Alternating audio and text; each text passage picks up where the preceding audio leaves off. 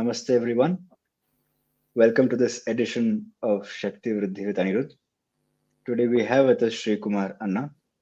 Shree Kumar Anna is the Nopasak of MahaGanapati, and he recently did the Kumbhabhishekam of his Ishta, Karuppan.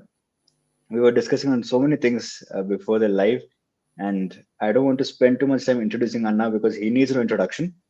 So without further ado, Anna, I would invite you to please introduce yourself in your own words so that we can get into the topic for today. Shri MahaGanapati Nama Karpatane. Hello everybody. Most of you know me. Those who don't, I am a Upasaka of Ganapati, Bhakta of Sri Sangali Swami, my Ishta, whose temple we just inaugurated earlier this year in the presence of other sadhakas and well-wishers like Sri Guru Rohit Aryaji and Radheshi Nandiji. And today's topic is about Ganesha. I will try to share what little I know about him. Just one point, I'm not a public speaker. I'm extremely introverted, but I've been pushed by people I respect a lot to share my knowledge. So I will share what I know. Thank you. No, it's really an honor that after a long time, we have been in touch for quite some time, but I think MahaGanapati and Karuppan decided now is the time. So MahaGanapati as a Devata, now we are approaching his Tithi, his Chaturthi. But there's a lot of confusion about him, his nature itself, with many calling him just that cutie, sweetie Devata. But you've always mentioned on your Facebook wall also that there's, of course, that's one form, but there's so much to him. So could you please elaborate on the difference between Ganesha, Vinayaka, and MahaGanapati? Yeah. So when you are a lay person, people use that word Maha very simply, like to denote their Ishta. They will just add that Maha in the front.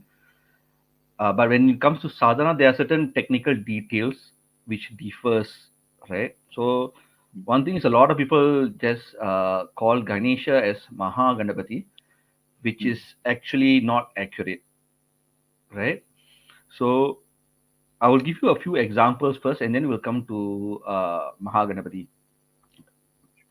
A lot of people might know the Devi Varahi, the one who has that face of that wild boar and all that.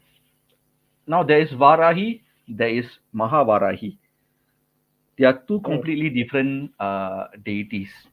Varahi is one of the Saptamaturkas. Sometimes she's part of that Ashtamaturkas as well. Different places they have different deities like that. And in the Saptamaturkas, Ashtamaturkas system, right? They are also that protectors of that 8 places, just like that Vedic Indra, Varuna, Vayu, and all that. And we also have that Ashta Bhairavas. So we have these Ashta Matrukas who are the protectors. And they also represent certain inner flaws within us that they can actually remove. Like we have Kaumari who represents like, rage. And then we have Varahi. She represents like envy and jealousy and things like that. So even though they are protectors, internally they remove our enemies, internal enemies, and externally they also protect us from enemies. So Sapta Matrukas, and she is actually linked to Unmatta Bhairava. Another name for her is Unmatta Bhairavi, right? Now Mahavarahi is completely different. She is actually the commander in chief of Lalita Mahatirupura Sundari's army. Now we know that there is like things like the Dasa Mahavidyas. Dasa Mahavidyas is very popular. Just like the Dashavatara is very popular. But just like how Vishnu doesn't only have Dasha avatars, he has plenty of avatars. There are in other tantric texts where there are more than Dasha Mahavidyas. There are 32, 36, 108, and things like that, depending on the text. And in certain texts, Mahavari is also considered a Mahavidya. Right? Now, when it comes to that Sri Vidya Sampradaya, Lalita Mahatirupura Sundari is the absolute, right? Her right side of her is considered Mahavarahi. The left side is considered Raja Shyamala, Ma Matangi Devi, right? So, Mahavarahi, right side, she is non-different to Shiva. So, for Sri Vidya Upasakas, she is the father of all Sri Vidya Upasakas, right? So, that is the difference, totally different deity. So, when how you relate that Sapta Matrukas or Ashtamatruka Varahi to Mahavarahi, they call her Lagu Varahi, just a small emanation of the great Mahavarahi, who is the commander in chief of her army, Lalita Mahatripura Sundari's army. Now, in the same way, we have Lakshmi, Mahalakshmi, right? Vaishnava people might kill me for this. This is just a difference of opinion from the Shakta side. Mahalakshmi is considered different from Vishnupati Lakshmi, right? Vishnupatni Lakshmi, sorry. So, Vishnupatni Lakshmi, we call her Shri Devi and all that, right? Mahalakshmi, Kolhapur Mahalakshmi, that is a Shakti Peeth. Shakti Peeth are places where Sati's body fell, no? That is related to Shaiva worship and Shakta worship, not related to Vaishnava worship. So, there are later texts which say that no, that is Vishnu Patni Lakshmi only, but our texts have a lot of later day interpolations and all that. But if you look at a lot of the older texts, they will say that she is a Bhairavi. Kolhapur Mahalakshmi is a Bhairavi because there is a Bhairava associated with her in that Shakti Peeth, Agni Mugha Bhairava.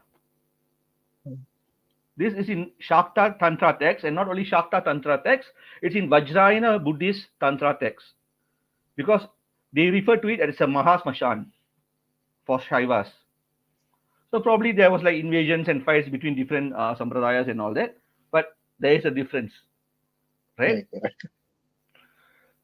Then, so now let's say now we come to MahaGanapati, Ganesha, Vinayaka.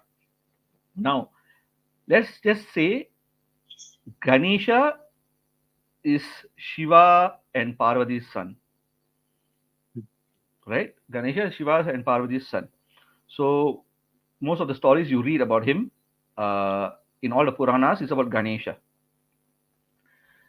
But he has been born to Shiva and Parvati at least a crore times. Not just one birth.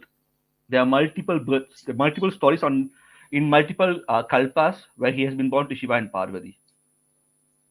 Right? And he's not only been born to Shiva as Parvati as Ganesha, he is born to Nagaraja himself in Nagalok. He has even taken an Asura form as Mahotkrata Ganapati. He has taken a form as King Varenya's son, and they gave that Ganesha Gita, Gajanana. So he was born as a human being's son. He was also born as Rishi Kashyapa's son as well.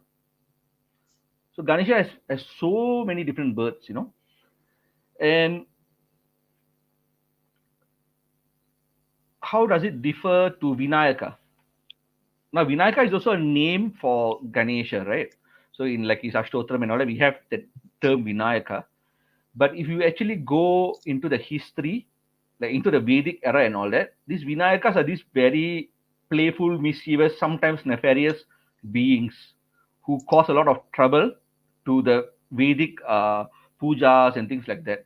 You consider them like not evil, but like nature spirits, like how we had the pixies and fairies in other cultures, right? They were these kind of beings. They would even possess people. There's this Manava Grihya Sutras, which is linked to that Atharva Vedas, which mention about these beings. Later on, when we come to the Puranas and all that, Ganesha is said to have with him Saptakoti Vinayakas. They serve him. Saptakoti Vinayakas. He's in charge of 7 crores. Yeah. And these are all embodiments of obstacles. Right? So the scholars say one thing, the sadhakas say one thing. The scholars say that the original, that nefarious Vinayaka was the one that became Ganesha later on. No one really quite cares about what they say. The Upasakas say that Ganesha came, right? His birth was to control these beings, right? That was that point of his birth.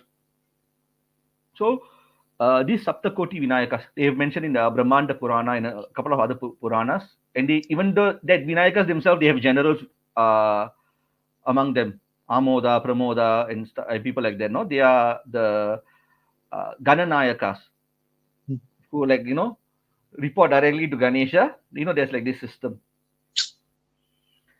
You will see this Vinayakas actually in Kashi. So everybody knows that Kashi is a Shiva Kshetra, but a lot of people do not know that it's actually a very, very important Ganesha Kshetra, right? If you read that history of Kashi, there's 56 different Vinayakas down there in concentric circles, right? Center being Kashi Vishwanath, or the original Kashi Vishwanath. So in center there is the Dundi Vinayak or Dundi Raj, and then outside each circle there are different Vinayakas. They are all protectors of Kashi. So these are Ganas, Ganesha's Ganas, which are different from Ganesha, even though they are always with him. Right? Now, MahaGanapati. So just before we get into MahaGanapati, so it's like along with Kalabhairava, even Vinayaka is present there as a Kshetrapal of Kashi. Yeah. He's one of the main Kshetrapalakas of Kashi. He stands just right in front of that original Kashi Vishwanath. So that in the Skanda Purana, they say that Shiva himself say, like, if you do not see him, right, not whatever you do in Kashi is like of no use, right? So just like a little segue, Kashi has a lot of Kshetrapalaks. Okay. A lot of people do not know about this. Kalabhairav, the main one, Kodwal of Kashi, he's got a right hand man, Dandapani, who is a Yaksha. He was a Yaksha Raja who did tapas and then got that position. So he is like the right hand of Kalbhairav. And then there are people who say like Varahi walks the street at night. He's also a protector of Kashi, right? And then the Smashan of Kashi is protected by Batuka Bhairav. There are traditions which mention that as well. And then you have the Yoginis. You have the Vinayaks, right? There are a lot of protectors. But yeah, a lot of the worship has gone down the drain these days. So if they all worship properly, then a lot of things will just be solved in Kashi by itself. Now, let's say, okay, now to MahaGanapati, right? We were going to talk about MahaGanapati. Okay. So, MahaGanapati, we have to talk about that Ganapatya Sampradaya, right? As people might know, there is like Shakta Sampradaya, where Shakti is considered that foremost and the upmost, right? The Shaiva Sampradaya, where Shiva is the ultimate. Vaishnava Sampradaya, Vishnu, Kaumara, Skanda. There is also Ganapatya Sampradaya, where different forms of Ganesha, there were different Sampradayas within that Ganapatya system, where different forms of Ganesha were considered the ultimate, the Parabrahma Swarupa. Right? So, there's this Shankara Dik Vijaya, when Shankara went all over Bharat, right? That the history is down there in the text itself. He goes to what is now Maharashtra, where also Ganesha worship is very famous down there. No, he meets one of these like gurus from that MahaGanapati Sampradaya. Right? For them, MahaGanapati was that ultimate, and that was how later on that system of MahaGanapati was ultimate. That was merged with Shakta Sampradayas and all that, and they took a part of that system with them. So MahaGanapati, they had MahaGanapati, they had Heramba Ganapati, they had Uchishta Ganapati. So there are many different sects where Ganesha was the ultimate. Now, I recently went to the British Museum. No, they have a very, very Hmm. beautiful. Yeah. They had a very, Vigraham. very beautiful murti of Ganesha, of Hmm. MahaGanapati that I saw, and it's been there for God knows how long. But that murti was still emanating that kind of energy. It was so beautiful, and even there were so many signs, like that I took down notes and all that, and I know, okay, this is going to like aid my sadhana, or this or that and all that. And that murti is about 800 years old. It was taken from that sun temple that is no longer around, the Odisha sun temple. Yeah, so you can just imagine that magnificence back then. So Mahaganapati, in their system, Mahaganapati took crores of avatars to be born as Ganesha, right? So Mahaganapati, Hmm. like there's a lot of Puranic stories where Devi will take a vrata, will take a fast, and all these kind of things to get Ganesha as the son, who is an emanation of Wow. Mahaganapati, right? And because we always have that thing that Ganesha is that Omkara Swarupa, no? His Hmm. face resembles that Om, no? So that Hmm. Om is like even beyond the deities and forms, right? So that Om comes down as Ganesha. So that is why it's very, the deities are different. Even though people colloquially use that term Mahaganapati. Hmm. And Mahaganapati has 10 arms. He has Devi sitting on him, called Siddhalakshmi. In the south, they call her Shri Vallabha Devi. So that Hmm. Mahaganapati form, when it comes to the south, they also call her Lakshmi Ganapati, Vallabha Ganapati, and things like that. Yeah. And now we have a related question to this. I just ask, could you please throw some light on the 32 forms of Sri Ganapati? There are tantric forms of Ganesha, 32 forms in certain texts. Uh, there are forms that are related to the Mahavidyas. There are unique forms, like for example, strictly speaking, Sankadhara Chaturthi, uh, where we do, there is actually a form for Ganapati called Sankadhara Ganapati, Okay. right? There is also a form called Kshipra Prasada Ganapati, right? They have 32 different forms, but then not all of them are famous. They have, Dvimukha Ganapati. They have 32 forms because a lot of the text we lost it. We have this text called the Yamalas. Most of the Yamalas are lost, right? They are sort of related to the Tantras, but they are another system. Most of that Ganesha text. So what happened is uh, that seat of this worship of Ganesha was in Maharashtra, right? Hmm. A lot of that ancient temples were destroyed in invasions, right? And a lot of the systems were lost. What happened was, even that Ashtavinayak Yatra people do, these temples were just rebuilt in the last few hundred years by the Peshwas and the Marathas and all that. So when, when Shivaji was in power and all that, his ministers and all that, they started rebuilding those places, right? So the places themselves are not very old, and so a lot of the knowledge were lost. So that was why, like, some of that Ganesha systems, right, got merged with the Shakta systems, which was a good thing. If not, those sadhanas would also have been lost. So, Anna, in line with this, thank you for beautifully. I mean, now this opens up the conversation so much. But we also have now, you mentioned that there's a Puranic form of Ganesha and there's a Tantric form of Ganesha. Could you Hmm. elaborate a little bit on the both forms and what is the difference between both the forms? Okay, so I would say the Nayaka or the hero of the Puranas is Ganesha only, because he appears in almost every Purana. He's down there.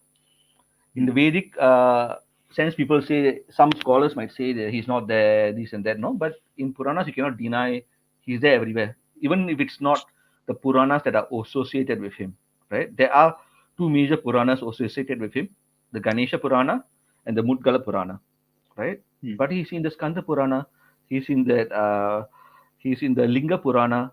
He's in the Shiva Mahapurana. He's in so many different Puranas. So in the Puranas itself, right, uh, there are so many different stories of how he was formed.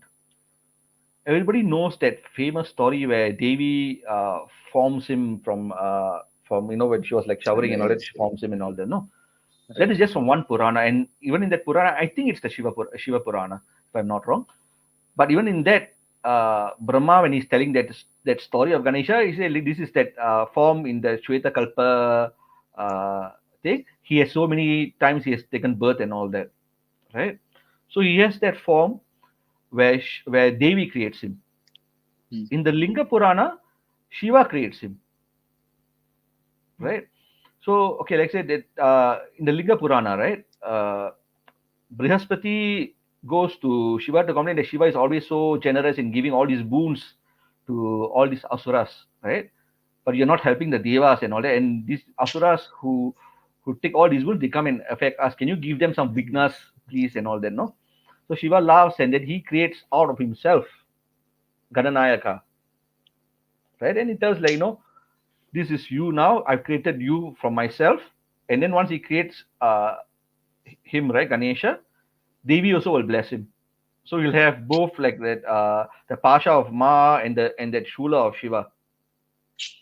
Oh, So okay. he's embodied by both of them.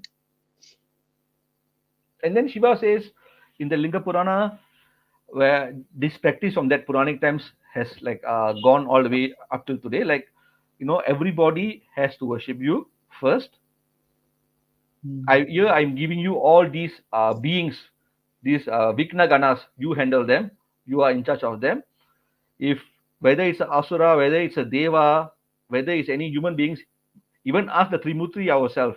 If you do not worship you before starting a karya, any auspicious event will become inauspicious. He says that. Then what happened is a lot of people don't know this story. That story where Shiva drinks that hala hala poison. No, Hmm. Yes. in that Puranas, in one major Purana, it was actually Ganesha who causes that poison to come out Oh, because the devas and that asuras, before they went to go and do that churning of that milk ocean and all that, right? They did not worship him and Shiva, so he made that poison come out. So that nice. poison churning, where the poison comes out, right? I will explain later on how it's linked to Ganesha sadhana. But Hmm. let's stick to the Puranic Ganesha. So we have that in these Puranas, and then yeah. So none of the Puranas made Ganesha as a Gannu baby kind of cute cute little thing and all that. I'll just give you two examples, right? Uh, so as Ganesha Upasakas, we have to wear sindoor.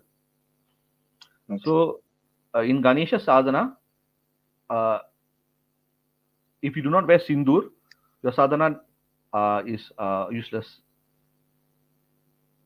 So this was taught to me by one of that last surviving Ganapatiya mutts by that Pidadipati, Bal Vinayak Maharaj ji. So that sindoor is so important for Ganesha worship.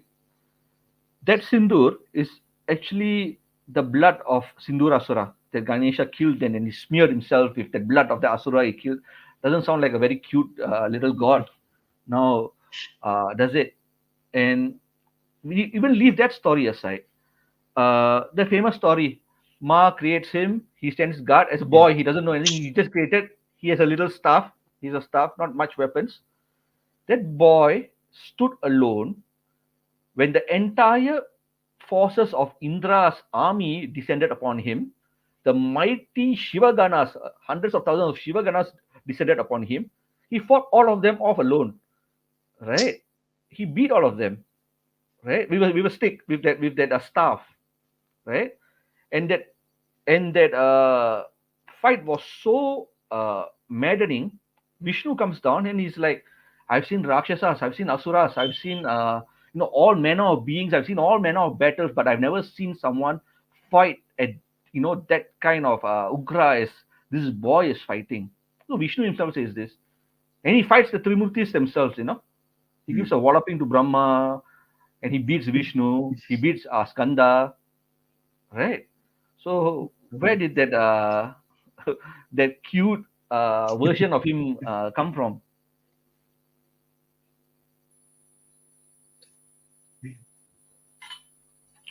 So these two stories, you will know that he's a very ugra devata.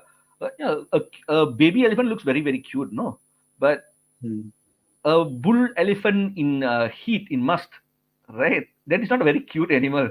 It can uproot trees and trample on people and destroy villages.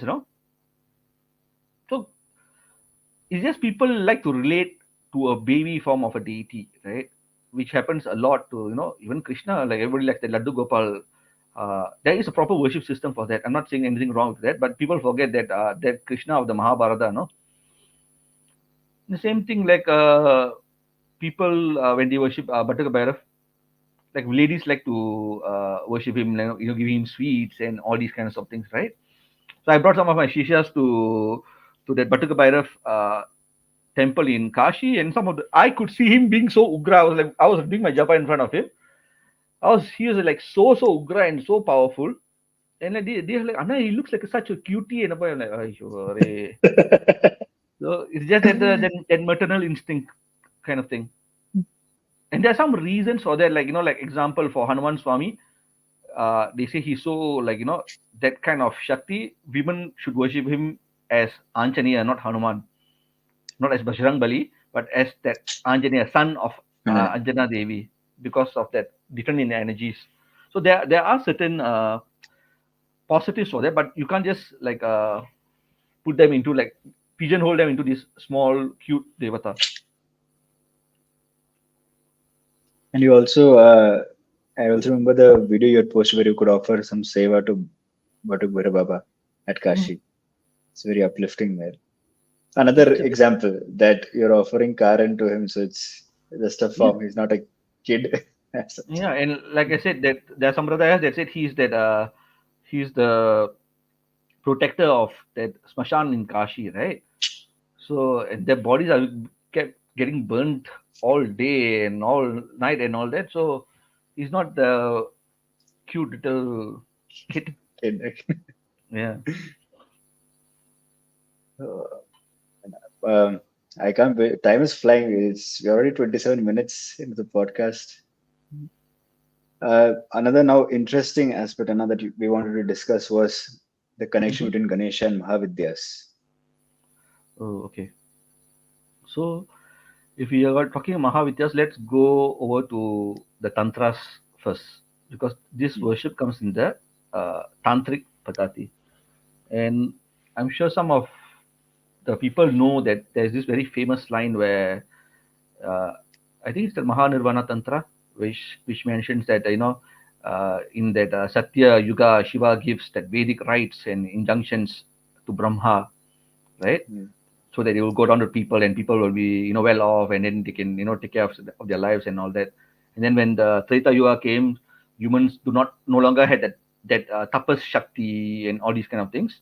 So he gives them the that smritis, the Dharma Shastras and all that. So you follow life according to these rules, very strict rules and all that, and you will still go to the destination that you're supposed to go. And then when that age passed, and then like the Dwapara Yuga came, men lost their discipline and all these kind of things. They cannot follow that Dharma Shastras anymore. But Shiva still came to the aid of men, and he gave them that Puranas. We have 18 Puranas currently, but there used to be, I think, lakhs of Puranas. Originally, there were lakhs of Puranas. And so, like, the Puranas are based on that who is your Ishta Devata. If you like Ganapati, you read the Ganapati things, and that Bhakti will save you. And then, like Shiva, then the text says that in the age of Kali, people don't even have that kind of Bhakti anymore. That the kind of Bhakti they have, I was telling you before the podcast, that 90s Bhakti serial Bhakti where, Krishna, Krishna, I don't do anything for myself, just Krishna, Krishna. Somehow that hopeless, kind of not doing anything for yourself, that becomes Bhakti, right? And then when the age of Kali came, Shiva says that the Vedic rites has all like lost that their power and all that. Like they become like snakes whose fangs have been pulled out. So he gives he gives the tantra to us. Shiva is always saving us, no? So he gives a tantra to us where we can have, material and spiritual growth. And actually, a very interesting point is there's this tantra called the Gayatri Tantra, which says that uh, when Shiva gave the tantras, the first person he gave it to was Ganesha, right? And Ganesha is that divine scribe.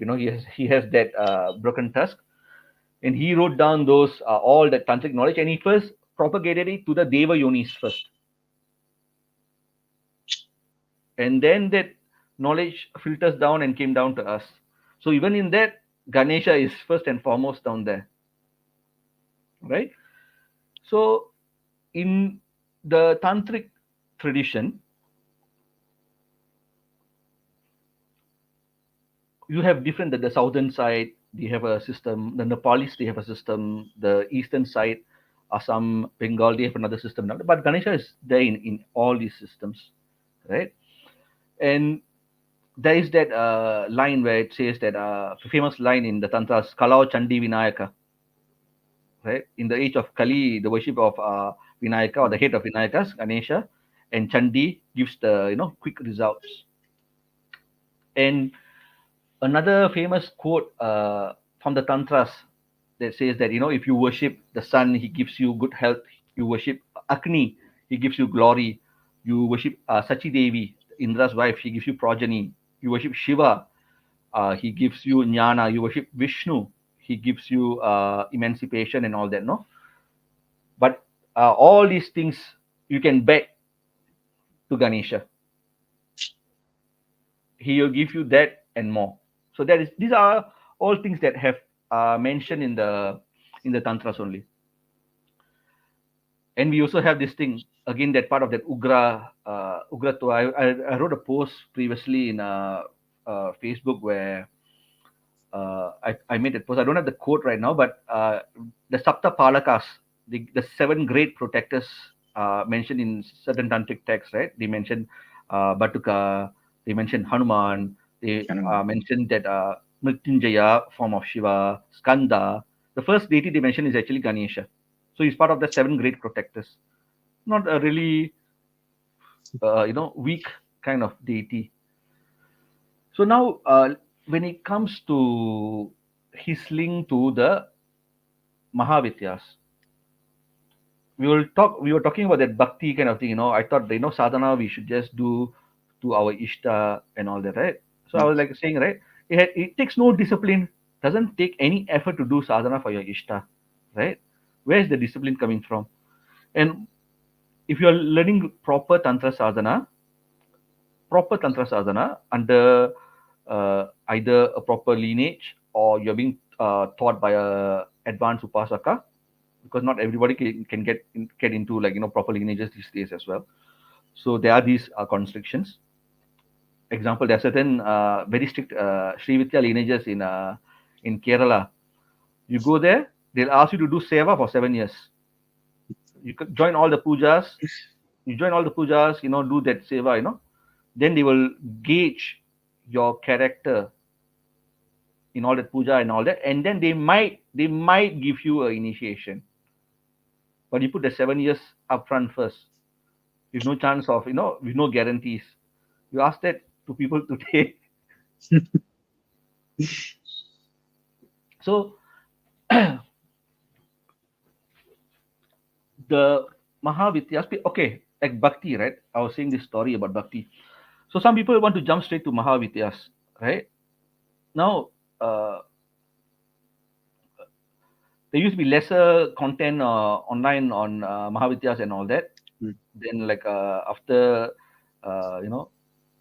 Rajarishi and these beautiful videos and all that, and everybody knows, oh, now there's a market. Then everybody is hogging that and not giving the information as disciplined as he gives it and all that. They're just coming out with all kinds of stuff, and without even thinking what damage it does to people. Right? They're giving Mahavidya mantras on YouTube, and then people are justifying and saying that Lalita Mahatripurasundari is my Ishta. Adya Kali is my Ishta, and all these kinds of utter crap, and saying they are using their emotions as a crutch for breaking rules, right? Mm. So I'll tell you a story. When I was serving in the military, I had this friend called Guna. His father was the commandant of our army camp, right? So they would take the car from home and drive from home to camp together. The moment they are out inside that perimeter of that army camp, he has to salute his father. He has to call his father sir. And when officers punish us, right? Everybody knock it down. Everybody goes to the push-up position, down, down, down. Right? You get his father has to punish him too, no? But the moment the end of the work day, right? He goes back home. He calls his father dad. But that you have to respect that the rules in that system. So anybody can worship. I'm not saying anybody can worship. If you want to worship a Mahavitya in the mode of bhakti, you want to light a diya, you want to recite a stotra, you want to take vrata. There are no like restrictions, major restrictions on that. Those are all fine generally. But I mean, there's a caveat. If you go and do to some really wild Mahavidyas, I'm not going to say anything about that.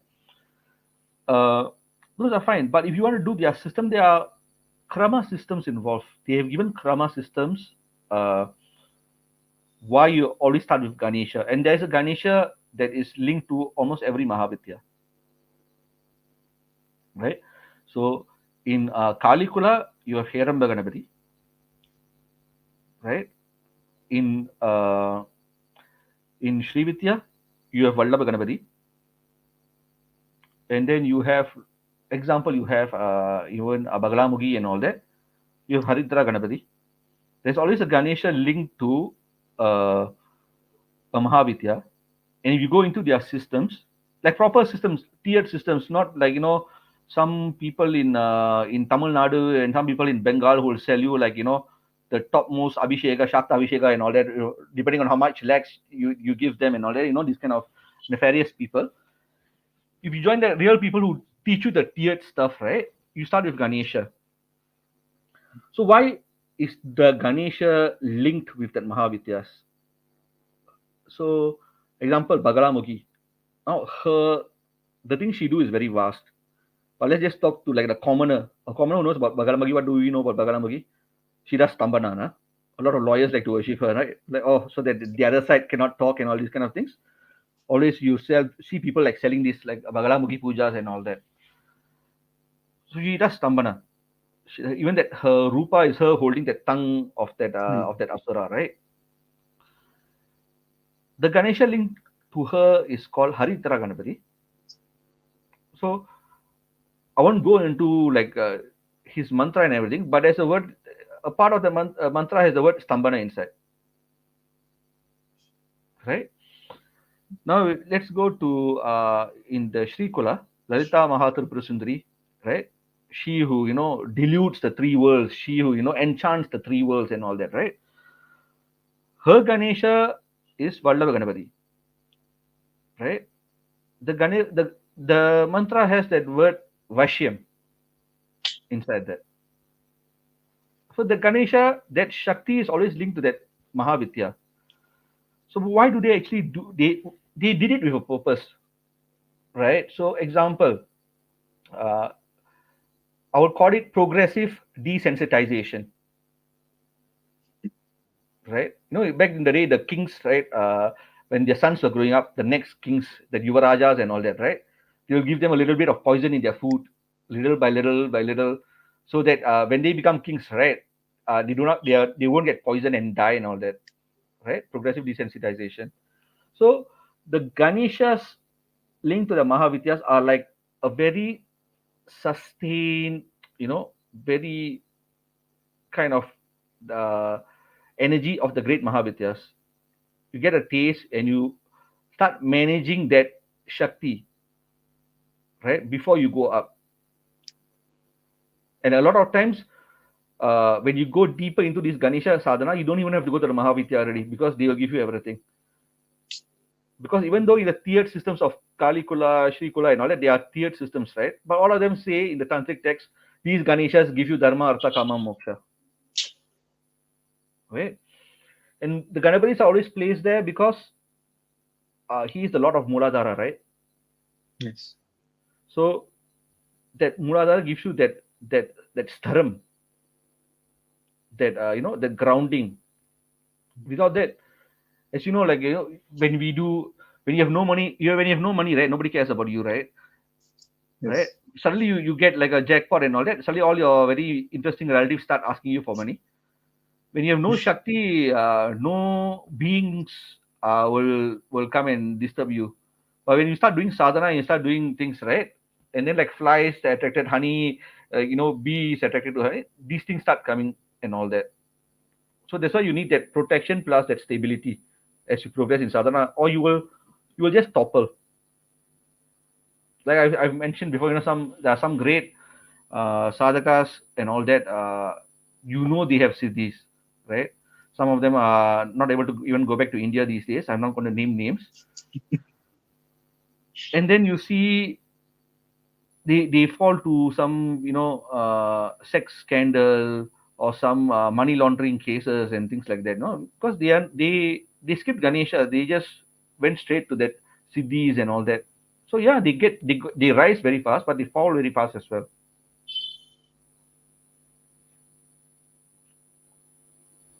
If you could quickly just mention, if it's okay, I leave it to your judgment.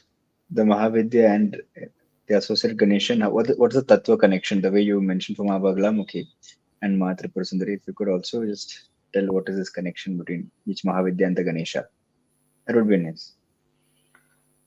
I mean, I can just mouth off the Ganeshas that are linked to the Mahavidyas, but then there I'll be Yeah. talking from not from a place of experience, Yeah. right? Okay. The guy the that Sri Vidya one I have experience with, so I know I can tell you, which Okay. is sustained release of the energy, right?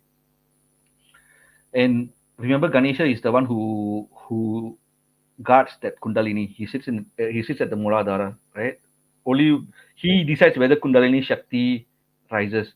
That Kundalini Shakti is also Devi, right? She is Shakti. So to enter her domain, right? The protector of that Muladhara is Ganesha. So every Shakti has that protector, right?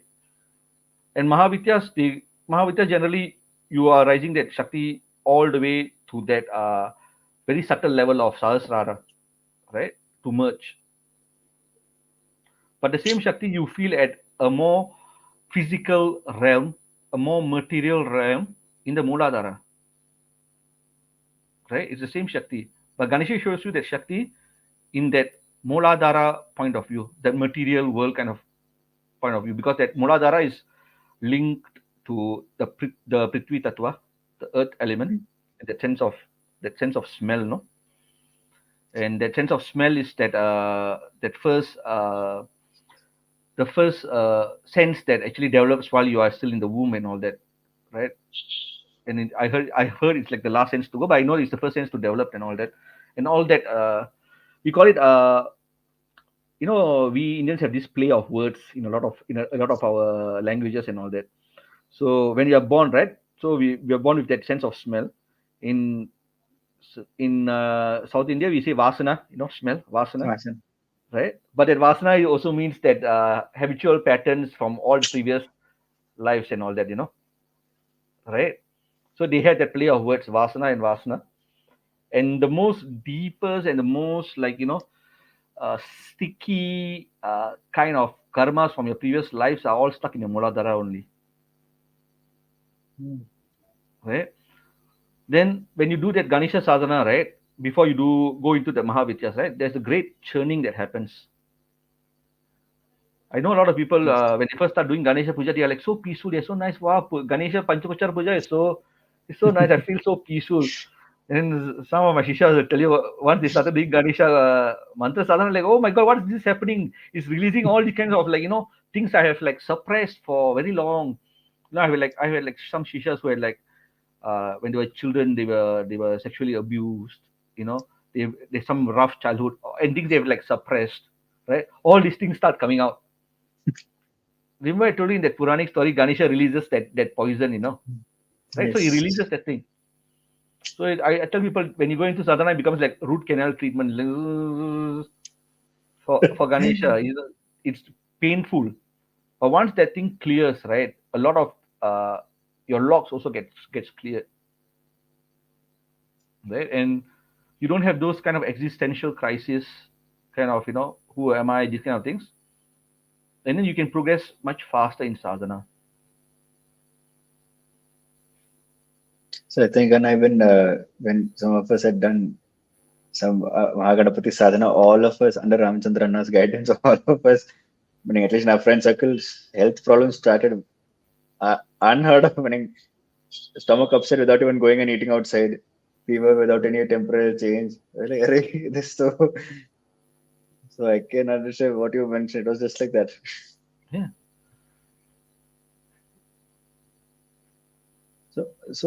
And one important thing also we wanted to touch upon before we get into the sadhana bit was the archetypes and symbolism of Ganesha and Mahaganapati. Oh, okay. That's really very interesting. So for Ganesha, there's this thing. Ganesha rides a rat. That rat. So I've seen a lot of like a very Vedic, Vedantic interpretations. The rat is the mind and all that. When you do Ganesha sadhana, he stills your mind. It doesn't happen that way. I know a lot of Ganesha sadhanas. Their mind is not stilled at all. Right? That's just making up stuff. So that rat, you can never hide something from a rat. People used to keep all that, the grains and all that inside. They lock it up inside these like places. I think like Kerala, they have these places where they hide that Mm. rice and all that. No matter how you hide it, right, rats will get in. No matter how safe you keep, like the ships, right. That's how that black death happened. Somehow the rats will always find a way, right. In the same way, Ganesha will always find a way.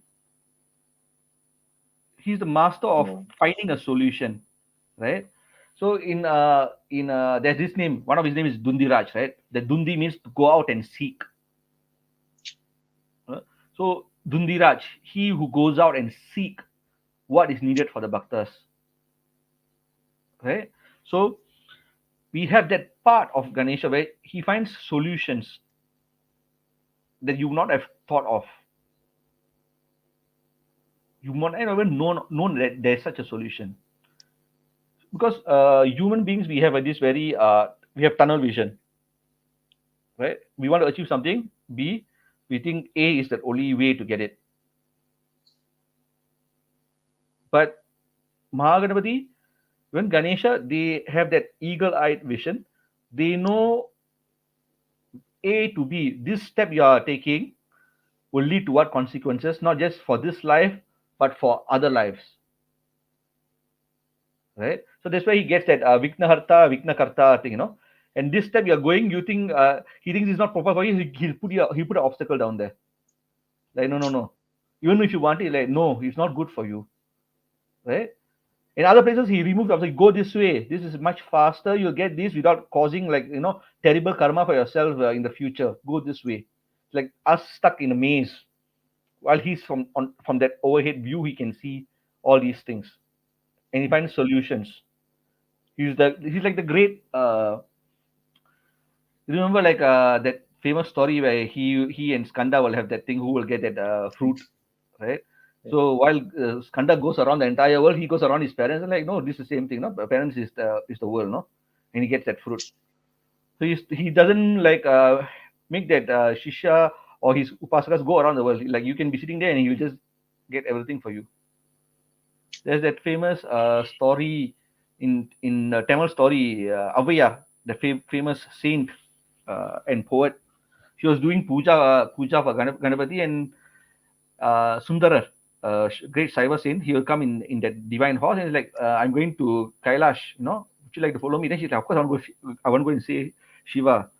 And she's like, Ganesha like, wait, I just sit down here and do my puja finish. I'll make sure you reach there before he he reaches there. So she'll do the puja, he'll take his trunk and throw her there, and she'll reach Kailash even before Sundarar. So he's uh, that solution, the answer. He finds you things that you wouldn't have thought of. So that's why people say that he has that intelligence, That rat Now when we itself come was to, very. yeah, That rat itself was very insightful. I mean, this angle was. I can tell you nobody has wrote about that before. We are used to the mind being calmed, but this is Yeah, a. it doesn't. You can do Ganesha sadhana a lot. Your mind won't become. That is for other sadhanas. Like Vairagya, you do Using Shiva Shiva something. Upasana, you get a lot of Vairagya after some time. There's different kind of things. And for Ganapati, it's not that. It's solutions. It's a very material kind of deity. Like everything. Remember I told you that Muladhara, Yes. that four. Muladhara has four petals. The Okay. Muladhara chakra has four petals, right? Hmm. Chaturthi is the fourth siddhi. His mantra you need to do Chatur Laksha 400 lakh 400,000. No, he has that four symbolism always with him, and he's such a balanced deity because he gives you Dharma, Artha, Kama, Moksha, the four Purusharthas. So that is him. When you're talking about symbolism, so that part where that normal Ganesha holds that uh, Pasha and Angusha. Hmm. So now you're in that maze. He opens a path for you. You don't want to go because you have inertia. He'll use that Angusha to prod you forward. Even if you don't want to go, he'll prod you forward. If you want to go to this way, he'll use that Pasha and pull you, right? And then he'll bring you to where you need to go. There was this person who told me like in some Ganesha murtis he is holding like that sweet or laddu and all that, right? So he will entice you with what you want, and he wants to get closer. He use that pasha and bring you close to him and give you what you need. So that is his symbolism. Now that we can go much deeper into his symbolism. Uh, if you see, he has uh, one half of his face, right? There's only tusk in one side because they say he broke his dantam and all that. No, uh, only male elephants have tusks. Female elephants do not have tusks. He's that Shiva and Shakti together, right? Shiva and Parvati together. His face is Shiva and Parvati together. His head is of an animal. Hmm. The body is of a deva because it's not a human body. It was created by Devi. Hmm. So we human beings have that tendency to be an animal. We also have the tendency to go to high spiritual realms, right? Yes. So he totally understands where we come from. He understands both that dualistic nature of a human being. So like there are some deities that you do sadhana, they're not going to give you any material uh, wealth, but he knows, and he also knows how much to give you also, without you falling off the cliff. So we have that aspect of Ganesha, that Omgara Pranava Hmm. part of him. So he's like beyond. He has a form, but he's also beyond that form. It's a very like uh, example. Uh, People always say that Hanuman Swami is a Rudra avatar, no? That's famous, Yes. Tulsidas and all that. I've always seen Hanuman Swami remind me of Ganesha.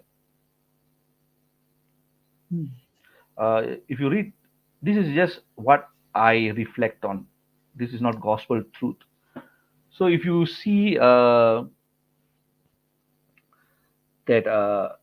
in Valmiki Ramayanam, right, in many parts uh, where they were in the kingdom, Sita and Rama, right, were seen as Vishnu. But the moment they went to the jungle and then they took that holy bath, they changed their attire. Then Rama put that matted hair, and then Devi put that bark and all that. No, Valmiki says they resemble Shiva, Parvati, and Lakshmana being Nandi. So in a lot of parts, they actually show Sita and uh, Ramachandra to be Shiva and Parvati. So why I always associate Hanuman Swami uh, with Ganesha is Hanuman when Hanuman Swami comes in, right, the entire story changes. Remember I said Dundi Raja goes out and seeks Dundi Raj, right? Goes out and seeks what the Bhakta wants, right? Hanuman Swami in that Sundaraganda goes out and seek what Shri Rama needs, right? He'll go out and cross that ocean and go and see Yes. Sita. He gets all of that. Now that seeking nature is in both of them, and both of them also have that animal face and all that, right? And just like in pujas, we always worship Ganesha first, as Hmm. that uh, as that Vigneshwara puja we do. This is a quite funny thing. We do Vigneshwara puja when we do before we do any homa, right? So that there's no vignas. But we also do Vigneshwara puja even before we do Ganapati homa itself. He was his own homa, so he has to be always be that anga. But just like Hanuman Swami could have destroyed that entire, he would have won that war by himself.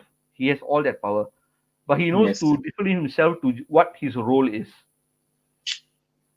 And when you read Mahabharata, they will say like Hanuman Swami tell Bhima, I could have just defeated Ravan is like nothing to me. I would have like beaten him up. I would have ended the war. But I wouldn't want to go against this Rama story. So when we call Ganesha is a great deity. He can do everything for you. But when you call him as a Vigneshwara, he sticks to the role of that removal of Vigna. But even though the entire Homa you're doing for whichever deity, he is capable of giving you all those results as per the Tantras. So I always found that link between Hanuman Swami and Ganesha very very interesting. So now one question that we have is also about what is the meaning behind Sri Ganesha having a large belly? Is there any reason? Large belly. There's a lot of there is a lot of symbolisms. If you read that Sahasranama and all that, they'll give you different meaning for what they mean. So one of the meaning is he holds all the worlds in his tummy. So I've seen a very interesting murti, uh, Pillarpatti Ganapati in Tamil Nadu, right? So he in one hand he holds that Shivalingam, another hand he's holding the tummy, right? It was almost as if to say Shiva is the word, the world is Shiva, kind of very symbolic meaning. So I always felt that to be very very interesting. When they relate to the world, they have his tummy that they always associate with Ganesha, that his tummy has the worlds. Another one is when he holds that pomegranate fruit in certain Ganesha forms, like Vallabha Ganapati. They have all that different pomegranate has all those seeds. Each one is a different loka, so he holds all the lokas in his hands. Oh.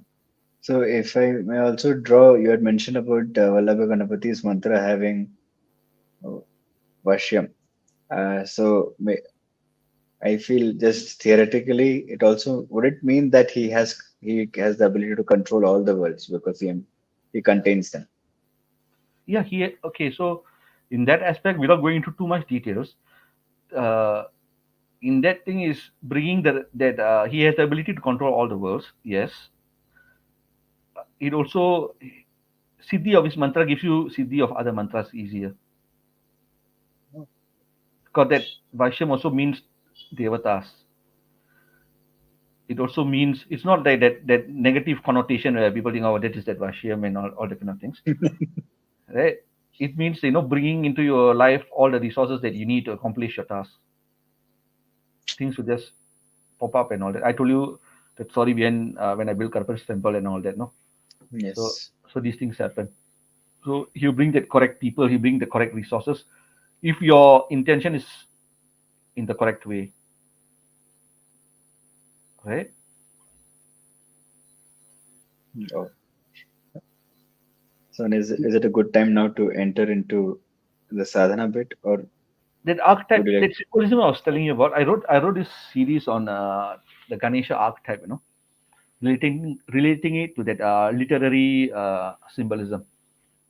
So we always have that hero's journey where someone is wants to do Yes, something, and then he goes, and then call to adventure.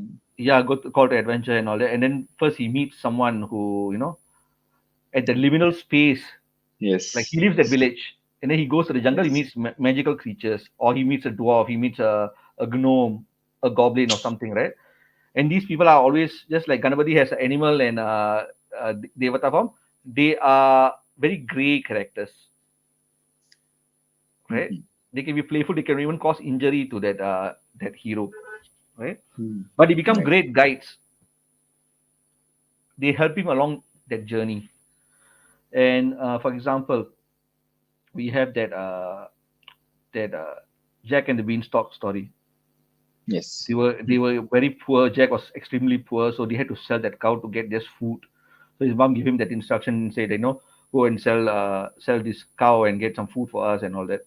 If he had done that, right, he would probably have been fed for like a couple of days, a week, and he goes down there, and then he gets enticed by this person who's like, I'll give you these five magic beans, and it is like a like a elf looking character who sells him the beans, and he brings back home, and they think this is all, and then like the mom wallops him and throws the beans.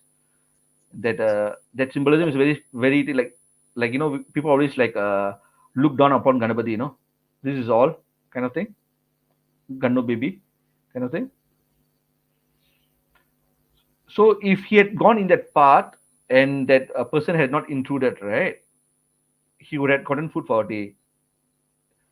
But because Ganesha kind of symbolic figure, right, made him climb that beanstalk, right, made him made him a giant slayer, and made him marry that princess of the kingdom.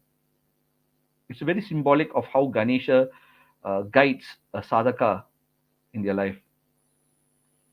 The same way we had that Puss in Boots story. This guy had a cat. The parents gave like the meal to one son, give something else to another son, just give him this cat. And the cat is like, just give me a little bit of food, I'll do everything for you. You just stay here, just let me do everything. And he goes out and accomplishes all the tasks.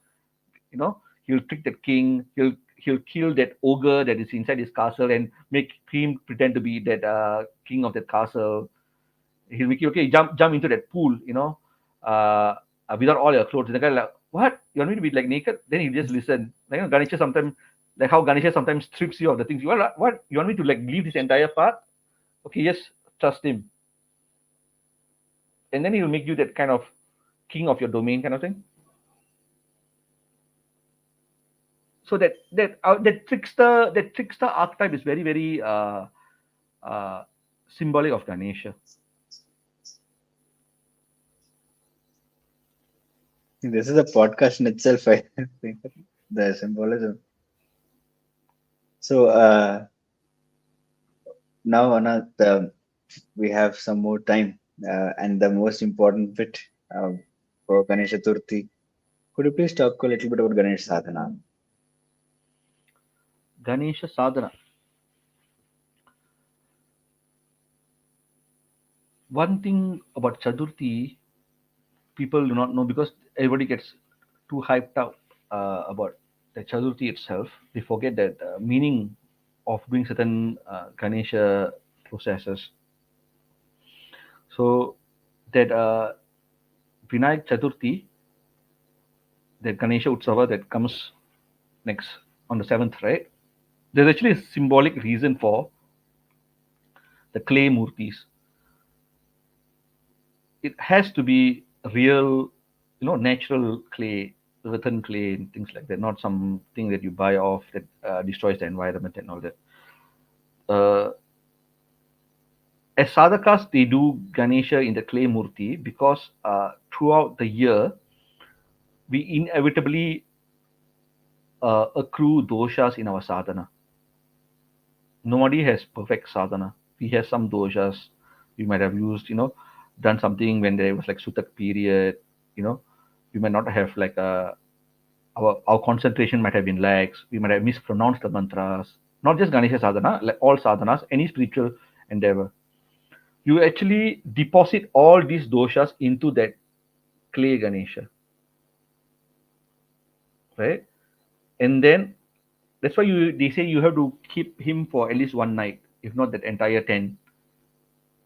And every day do puja, and you're depositing all that doshas that you've incurred right throughout the year, and then you send him off with all your doshas, and then you dissolve it into the water, right, to clear yourself of all of these that you have done in the year.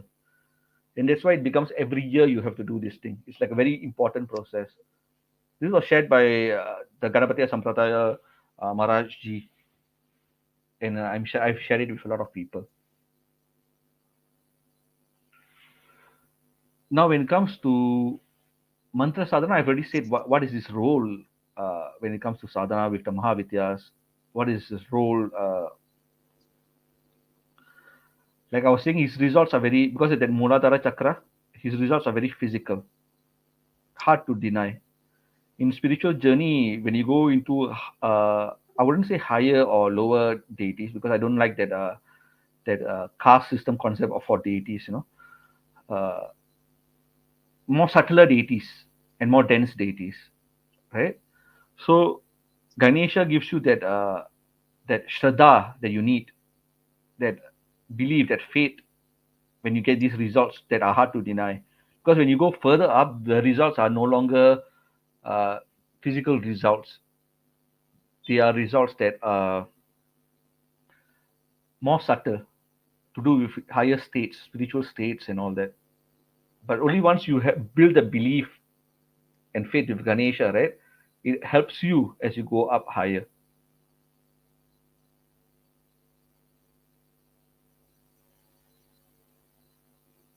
So now, what sadhana can someone who is beginning and with the Chaturthi coming, how can someone do sadhana? How can they start? Okay, for they can always start with Chaturthi Vrata. Chaturthi Vrata is very, very important concept. For a few deities, Vrata is very important. Vishnu, Ekadashi Vrata, Ganesha, Chaturthi Vrata, Pradosham for Shiva. These are all very, very important. If you have even the slightest inclination towards that, you have to do the Vrata. So why Vrata? People don't understand. I'm sure you are into fitness and all that, right? Exercise and all that.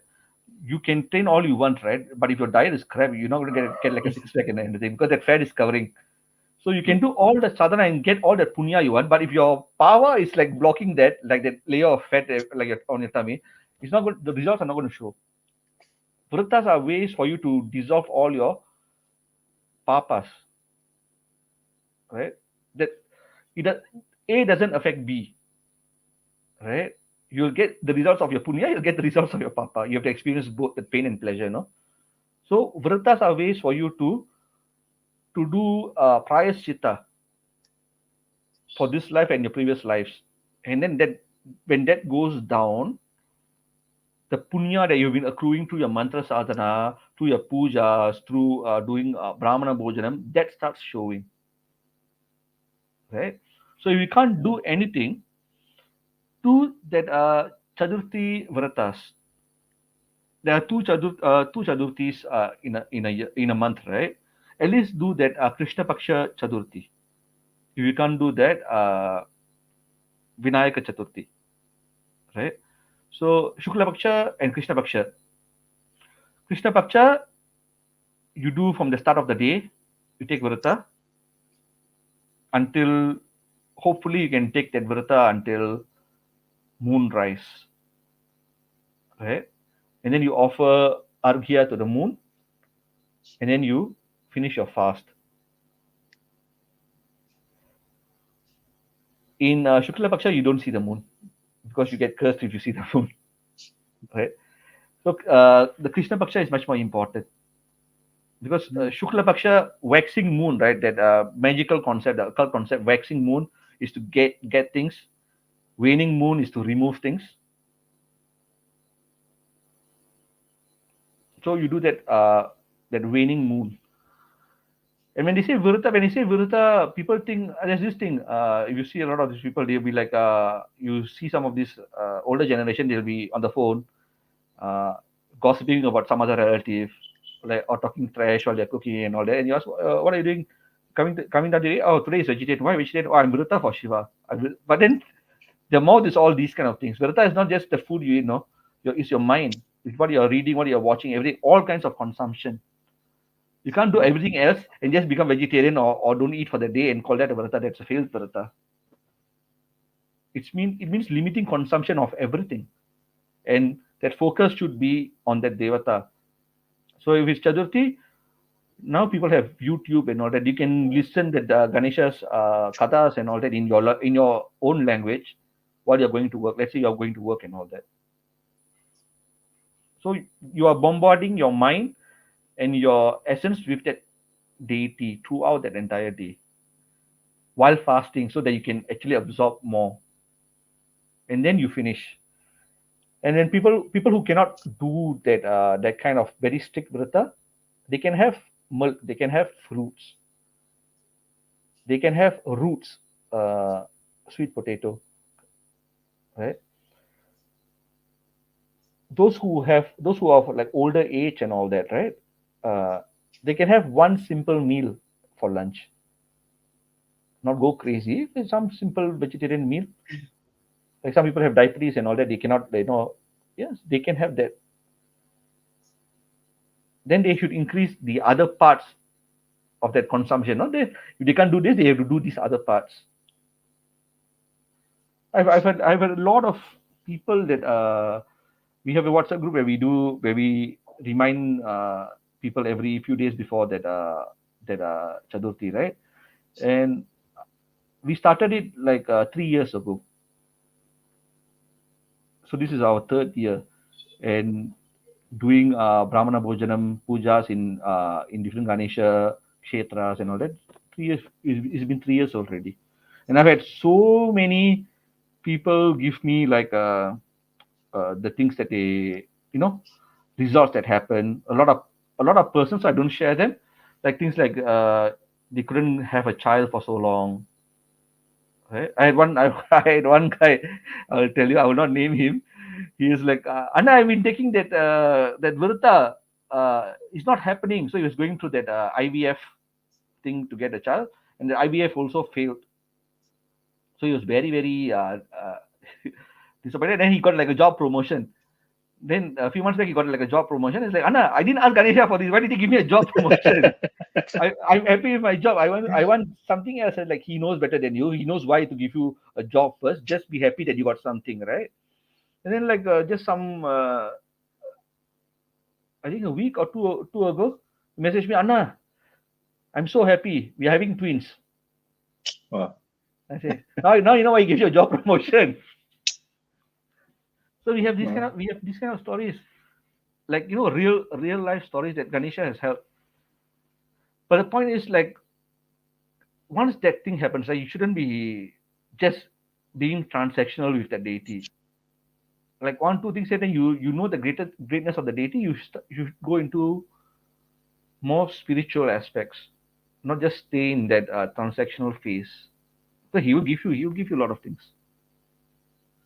We had another people who was looking for their green card for very long, right? All kinds of all kinds of funny, interesting stories I can tell you of people who are not even doing mantra sadhana. They were just taking that Chaturthi Vrata, and they got these results. So we actually have this Puranic story, very famous Puranic story, where Indra was flying over this kingdom, and then some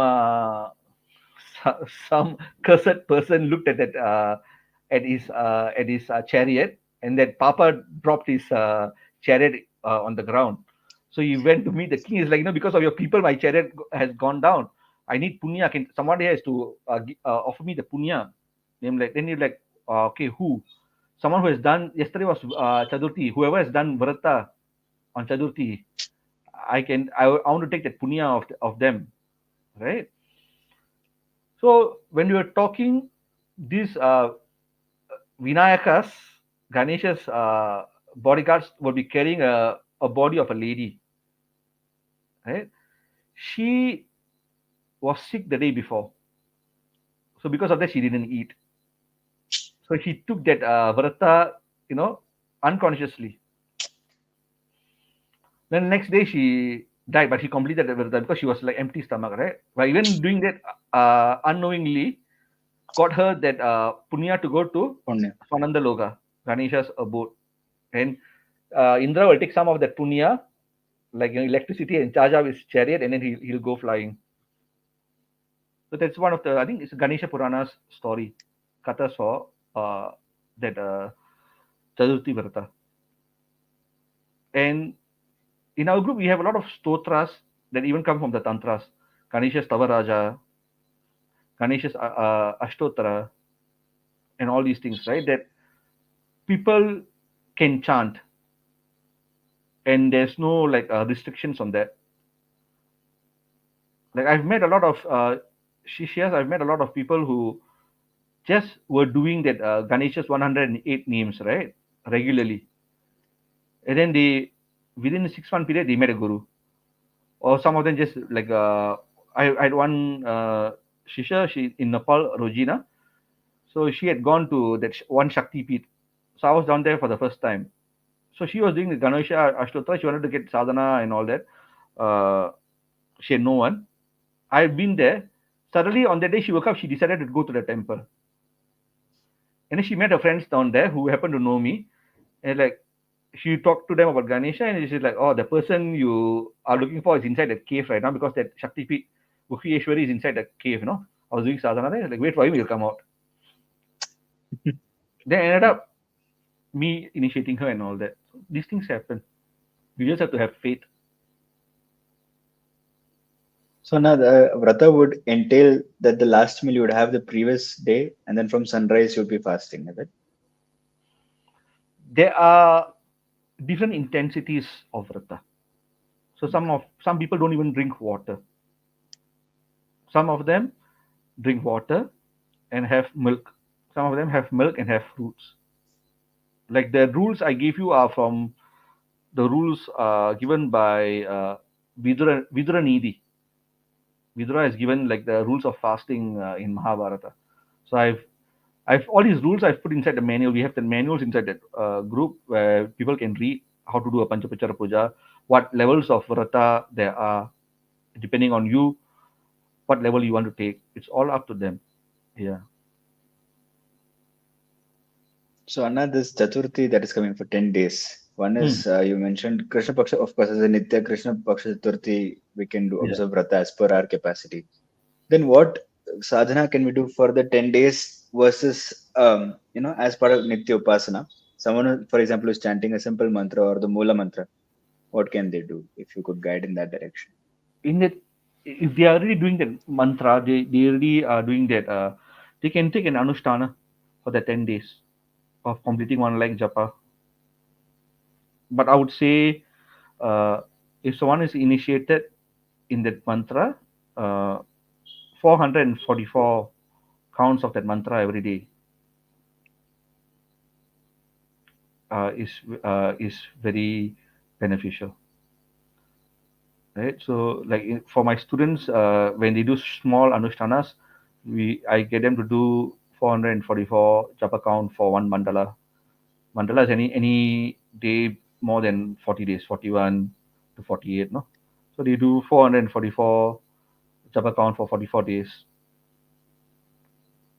So that is like So a 444 count or 444 mala? count, repetition. Okay. But that Mala mantra is very is, long. That mantra is very yeah, the long. mala is very long. Yeah, Full day will go off in there. yeah. And you have like that different malas give you different results, no? So Rudraksha mala is gives you general results for everything. Uh, that rose quartz. That mala is more for uh, jnana. Red coral mala used for virya and for accomplishment of desires. Rakta Chandan I found very good for Ganesha Upasana. Even to offer that Rakta Chandan mala to Ganesha is very, very auspicious. And of course, for Ganesha, you cannot miss that argambul, that grass. So you are asking for what can they do for the 10 days? Like if you Yes. know how to recite that Sahasranama or the Ashtottara, you can offer that 3 blades of that grass Mm. for each nama. If you know only like a stotras, every one line you offer that argampul that. His puja without that is not complete. So Nitya would need that. If you can get it for Nitya is good, right? But if you can't get it at least once a week, you should offer uh, Durva grass to him. That is like Sindur and Argampul is like the Durva grass is like the two main things for him. For like a Upasaka, I mean, right?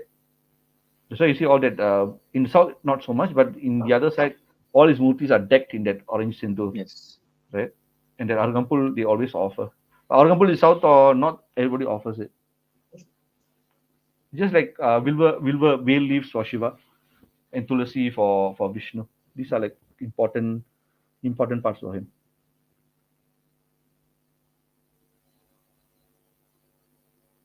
Anna, there's a question related to this. Um, is eating non-veg really uh, an obstacle in progressing in sadhana? No. Why would anyone say that? I think the Vaishnava interpretation kind of makes us. Vaishnava, so every path has the reason why they do something a certain way. That Madi Achara for Vaishnava is very, very good, very, very important. So even if we are non Vaishnava Upasakas, we all do that, Machutaya Namaha, Om Anantaya Namaha, Om Govindaya Namaha, which is part of Achamanam because nothing cleanses you like the names of him. So there's a reason why that path is that way. As long as they don't force that path on everybody else, it's fine. Just like we cannot force Bali on them, no. And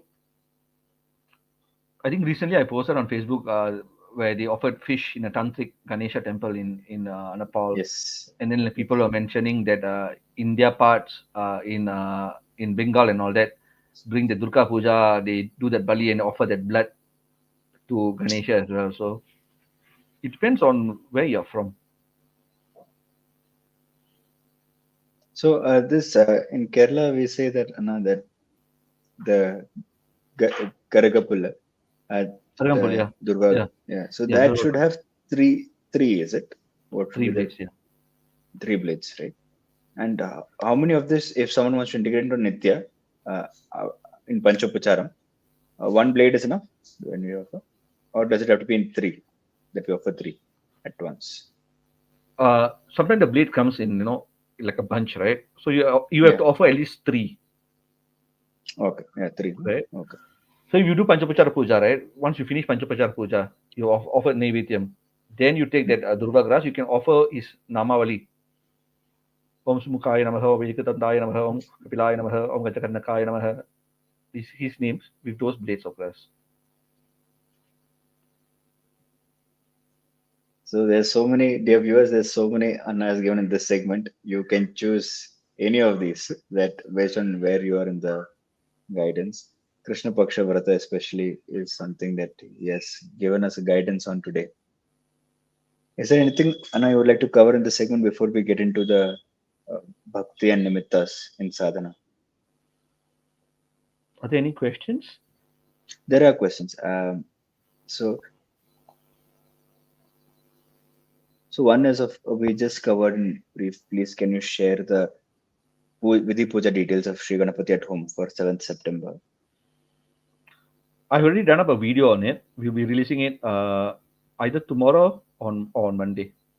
It will be on Facebook and it will be inside a WhatsApp group. I think you can share that WhatsApp group link in the Yes. description later. Yes. Once this video live ends, I shall share it as a video description. This is also for someone who's a working professional. What is a good way to start a Ganapati sadhana? Everybody's a working professional these days. I'm also a working professional. I left my work earlier by 1 hour to come and do this podcast now. So working is not an obstacle. Right? If you want, like there's this thing, people always say that they don't have time to go and exercise until the doctor says they have some disease, and then they'll find time. So this thing about sadhana is, you see, we have this very precious human life. We do not know that we will get our another human life when. It could be like 5 lifetimes times 100 lifetimes from now. No, we do not know, right? And if you have a human birth, you have a birth where you are healthy enough to do sadhana, you are mentally capable to do sadhana, physically capable to do sadhana. There are modes of sadhana still around in this world. Kali Yuga has not gone to such a level where everything has been destroyed, right? You are in a place where you can have access to sadhakas. All these points, right, might not come in another life. How many lifetimes, because we do not know which punya, which papa, that fruits get comes out first in the next life. So all of these things we only have that this life to go and do that sadhana. So you have to find time. Even stotras, they say, like example, that Sankata Nashna Stotram, they say recite it 3 times a day at the three sandhyas. It hardly takes 3 minutes. I would say that stotras at least 21 times you have to recite. If you can't do it in 3 different times, at least on the day in the morning you decide, right, light a diya for Ganesha, right? Recite a stotra. Don't have to do a panchapachara puja. Light a diya. Just offer him water. Offer him the incense stick. Recite that stotra 21 times and go to work. And then ask him, like, please find a way to give me more time where I can do sadhana. Then he'll find a way for you. Your saint is right to find a way for you.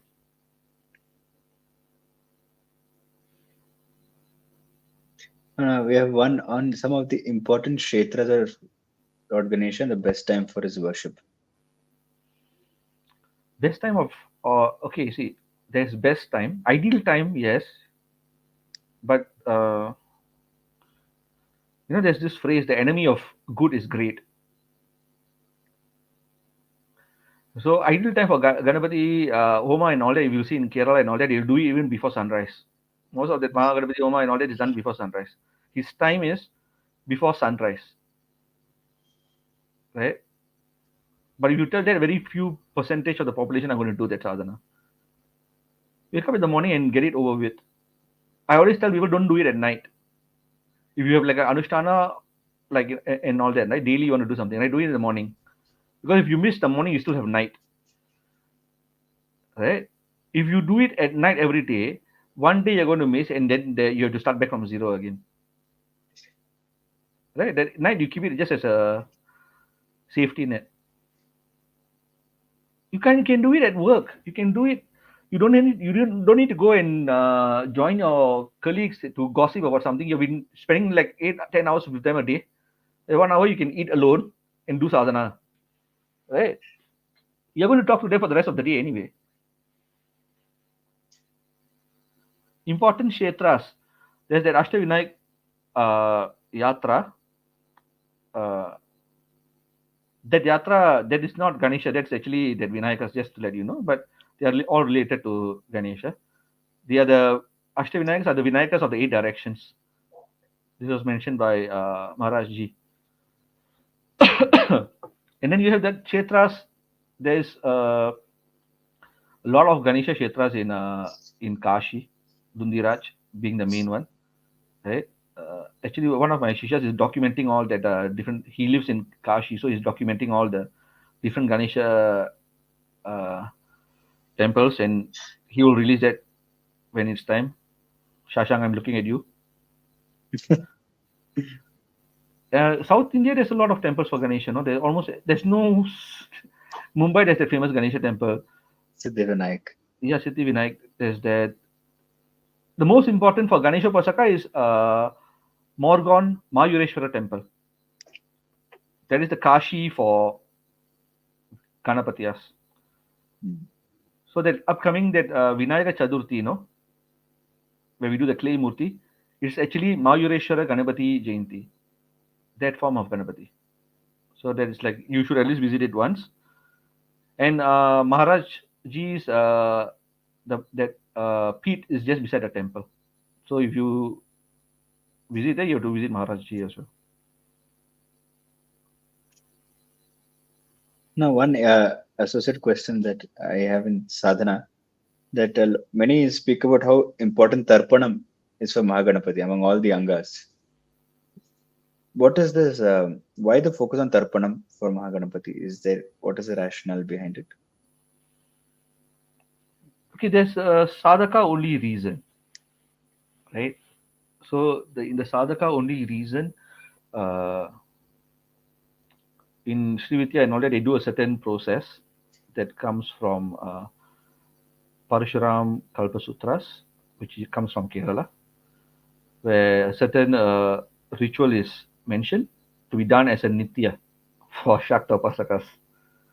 So they have to wake up in the morning, and for them, Ganesha is just an anga for them, no?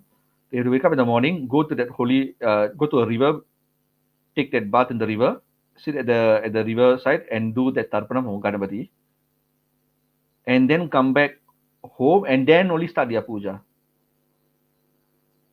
right? So now Tarpanam, that form, you can offer Tarpanam in a lot of ways.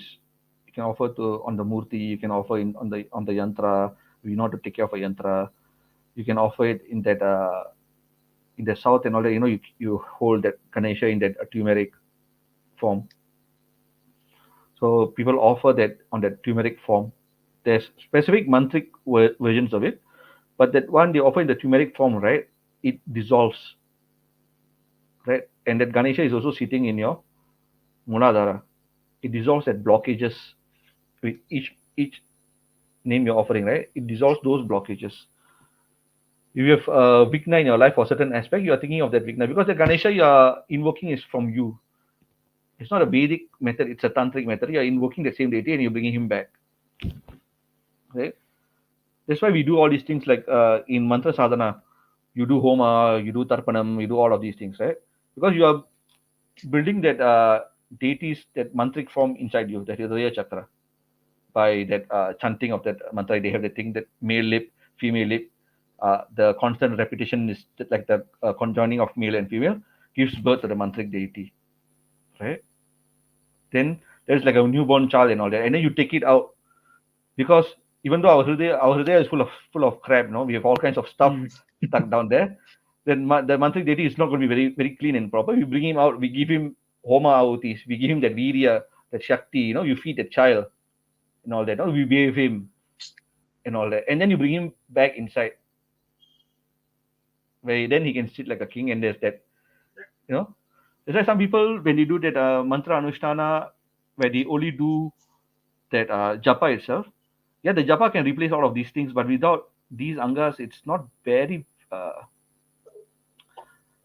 Without that fire element, there's not much virya. Without that water element, there's not much.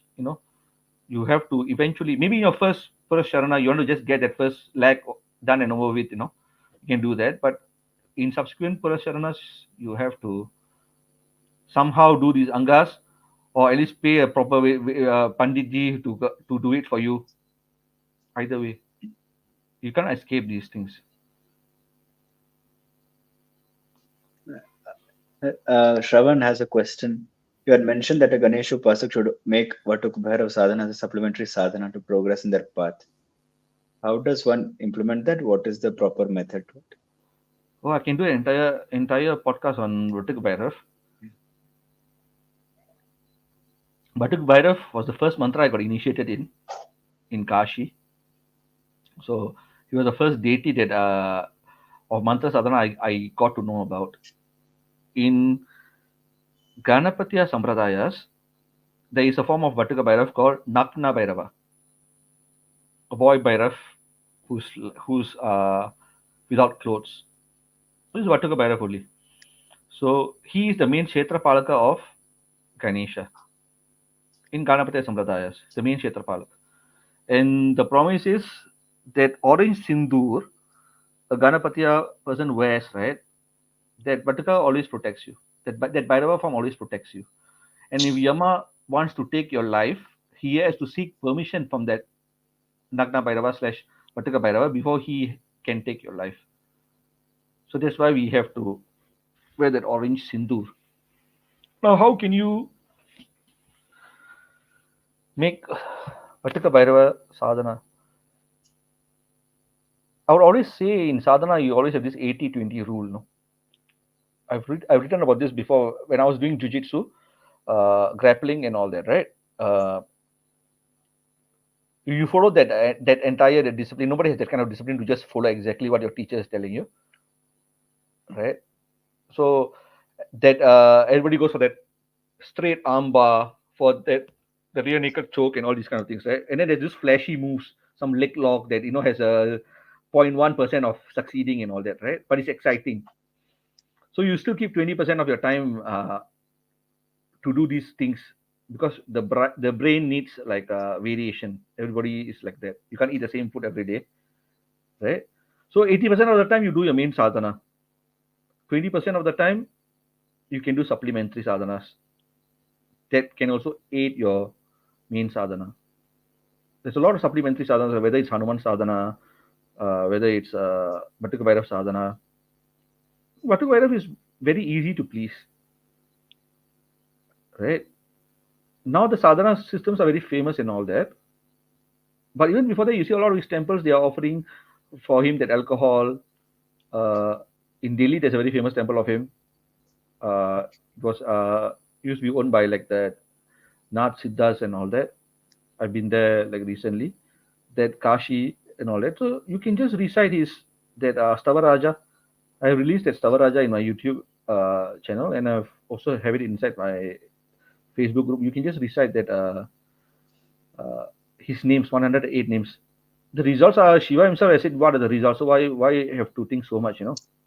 But the thing is, so people think that mantra has all the power, and then like the namas I have no power, which is a very stupid thing to say. The 108 names has a lot of power, but you have to do research, right? What each of the name means. So like you're offering flowers, you have a Bhataka Bhairava portrait, right? Each name you're offering a flower or anything, right? Or akshatas and all that. You need to connect what that name means, and then in that bhava you offer. It's not just rote recitation, and then that makes that sadhana much more powerful, right? And it can be even more powerful than like traditional mantra sadhana, because mantra sadhana has a lot of rules. If you don't follow them, then that shakti dissipates very easily.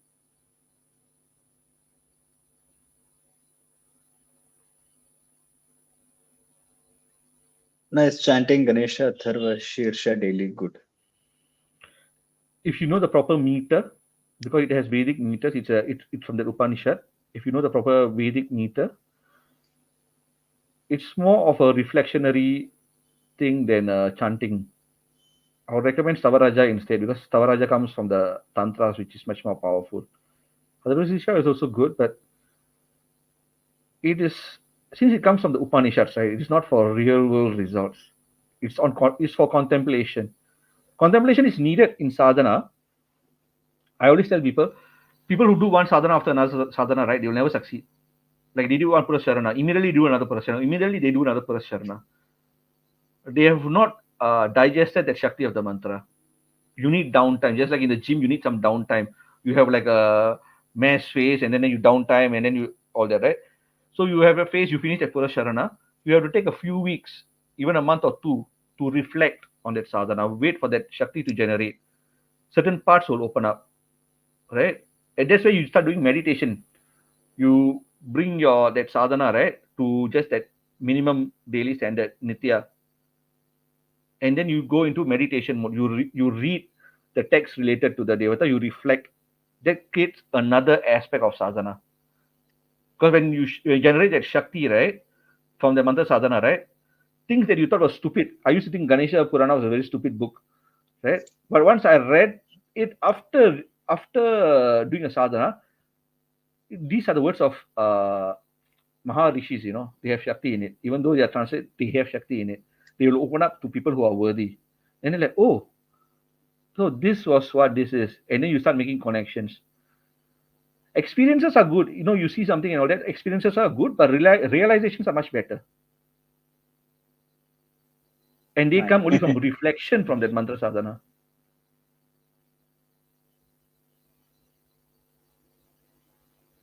Your experiences are correct.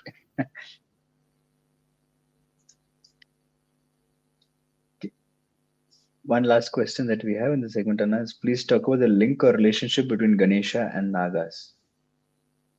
Hmm.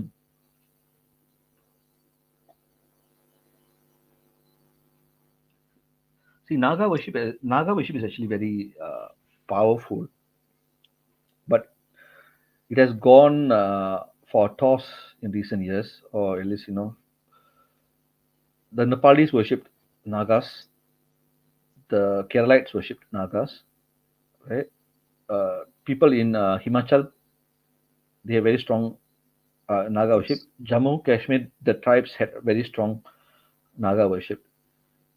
And then when the Naga worship dropped, a lot of these external elements all started uh, being being a menace.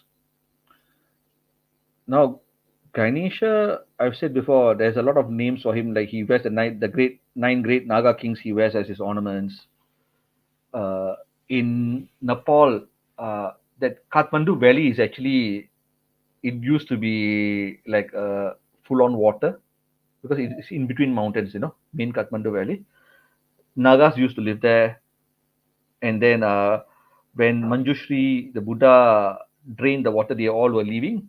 But if they left, then there would be no water, no? So Ganesha stopped them and then held on to the Nagas.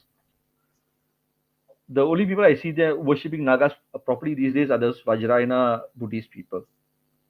So they are very great protectors. So Vajrayana Buddhist people, they've got a Naga day in a month. Like we have TDs, they have got a Naga day. They will take all these biodegradable, uh, offerings. They'll take a boat into the sea and they'll offer it to the Nagas in every that Naga day. There's a specific TD. And Nagas are actually, if you actually read our Puranic texts and Mahabharata and all that, right? Of all the lokas, right? Naga loka has the most amount of riches in all the lokas. Mm. Like you can't even comprehend the amount of wealth they have. And I also realized that you see, Tantra was co-developed by both the Buddhists and Hindus. There's a lot of co-development between both of us. But now Tantra as a sadhana, as a system, propagation, the Vajrayana Buddhists are at least a couple of decades ahead of us. If you go to any of these Rinpoches and these lamas who do initiation, it's big halls. Thousands of people are getting initiated. People are taught, and the initiation ceremony is like really really powerful because I've attended some of them myself. They have 21 monks or the Rinpoches come, then they call the Devatas down, and then each of them get individually blessed by that Lama, and then all these kind of things. While we are still fighting between whether we should say this, whether we should say that, uh, whether we can, a person has adhikar to say Om. All the mantras have Om. All the Chinese, the Tibetans, the Americans are all chanting Om while we are still fighting whether we can say Om. And I think one of the reasons for their success is because they do the Naga worship very well. They're propagating like mad all over the world. Yes. Now we have um, come to 1 hour 45 minutes of the podcast. We had a couple of topics also you wanted to discuss. Do you have time to discuss? So, what are some of the nimittas that we see in sadhana? Especially, you mentioned that Devi before we went live that it's more subtle, whereas with Ganesha it's more physical, material. So, could you mention what are some of the nimittas that we get in Ganapati sadhana? So the problem is, that's why they didn't mention what Nirvikalpa Samadhi is in all the yogic texts, because people start hallucinating themselves to be in Nirvikalpa Samadhi, right? So anything that comes from you, you should not consider a nimitta. If it's a dream or it's something, at least for your first few years, you should not consider a nimitta. A sign should happen at least twice, right? In the same direction, it's giving you a sign twice in the same direction for it to be authentic.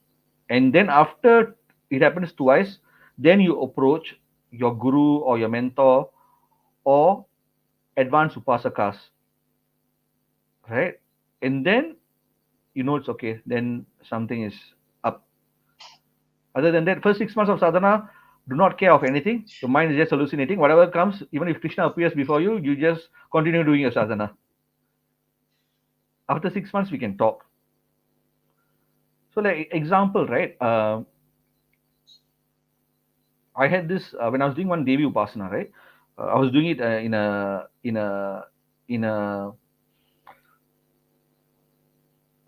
eclipse, right?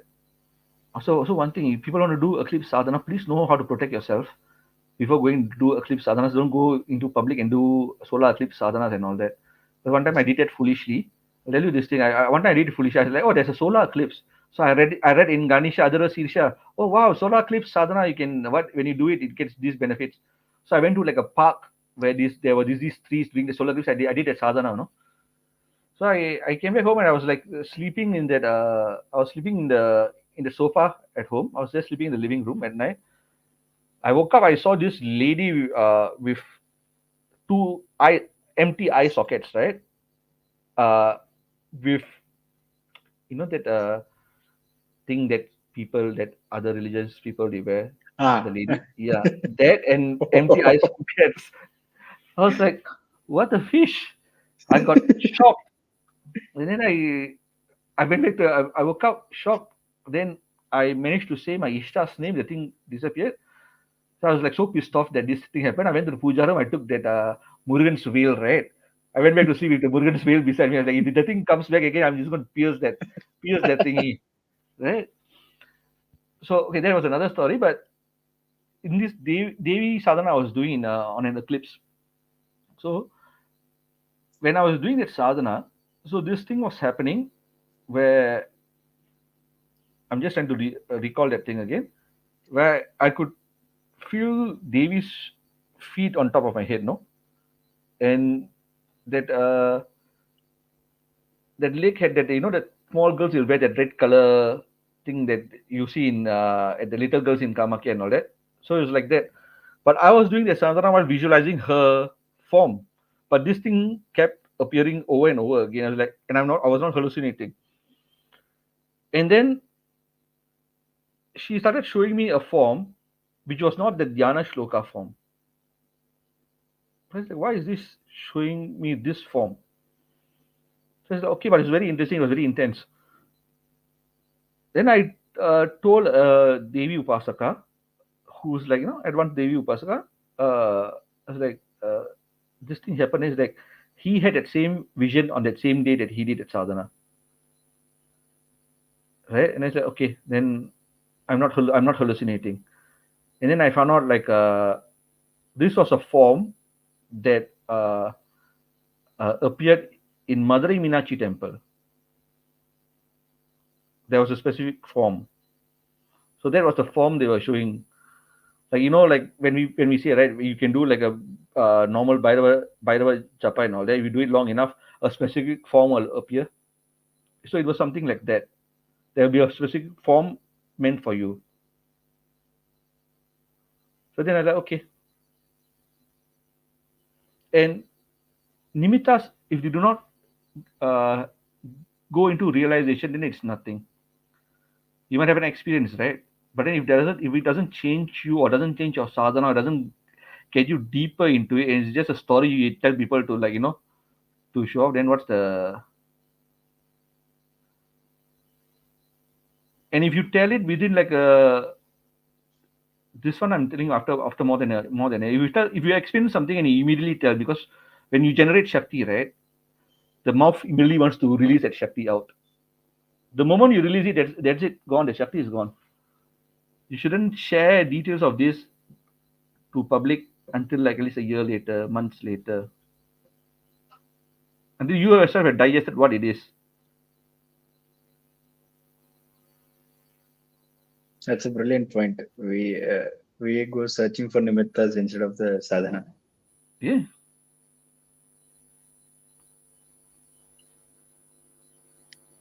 So, Anna, one important segment is this: how do we build?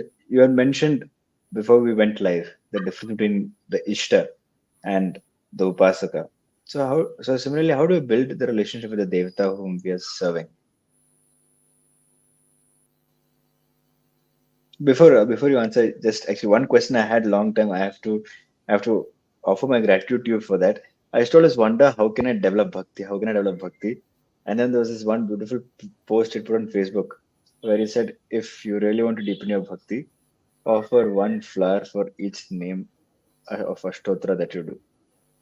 And that was phenomenal. That awareness of offering something every, or what I did was every 9 names I would offer flowers. So in that way, I want to express my gratitude for that post because that really helped me a lot personally. And how do we build a relationship with the Devata? Sometimes people tell me about my posts, I don't even remember, because most of my posts, when I write them just after my sadhana, after my nitya sadhana. So I'm in a specific state when I write those posts, and I just like release it. People it needs to reach, it will reach. Developing relationship with the devata. One thing is you ask them how to serve them.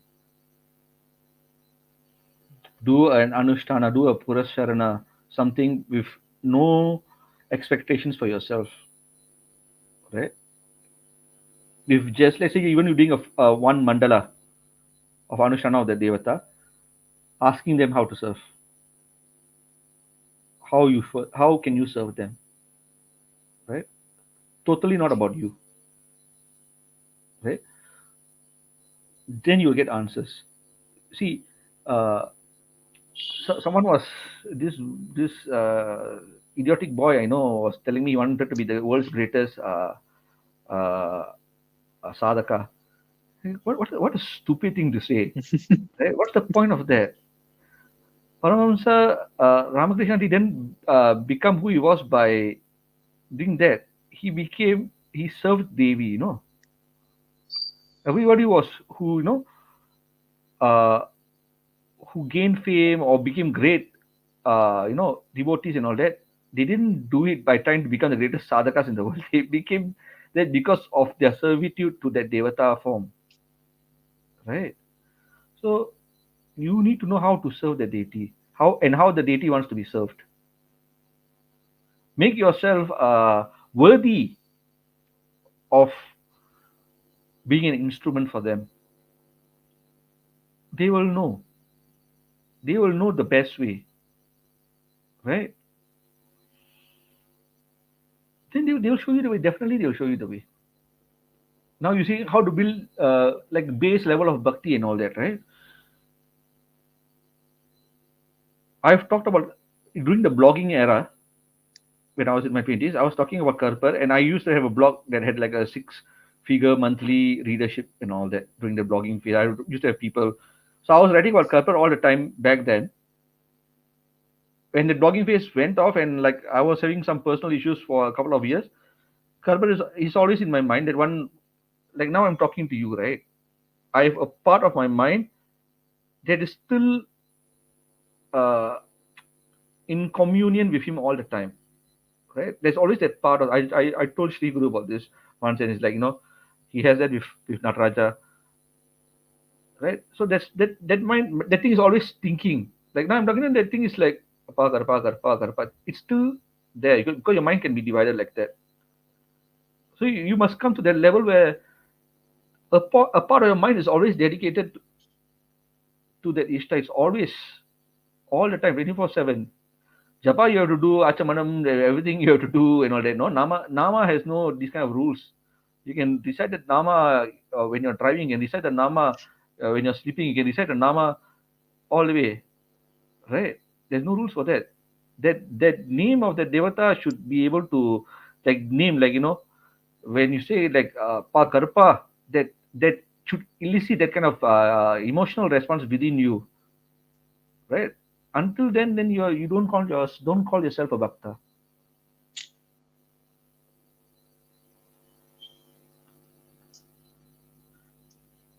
Uh, this is this is the highlight.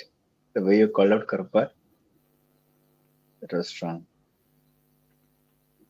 So this is how you build that relationship. It should be So all or nothing, all or nothing. Any sadhana you are doing sadhana for other deities, right? It's still linked back to your Ishta. I've Shishas who are great Vaishnavas. Vishnu is their favorite. Ganapati sadhana gets them closer to Vishnu. When they first started, they asked, you know, Anna, you are teaching me this, but I said just do. 1 year later, the depth of love they have for Vishnu increased so multiple times. I have people who do Shiva Puja every day, and Anna, you're teaching me Ganapati. Say just do. The depth of their Shiva Puja increased so many times. Because everything should link back to your Ishta.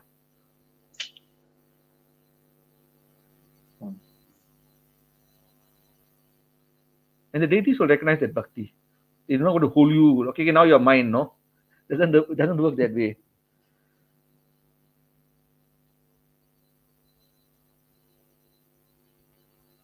One thing, you have a lot of ashtotras, right?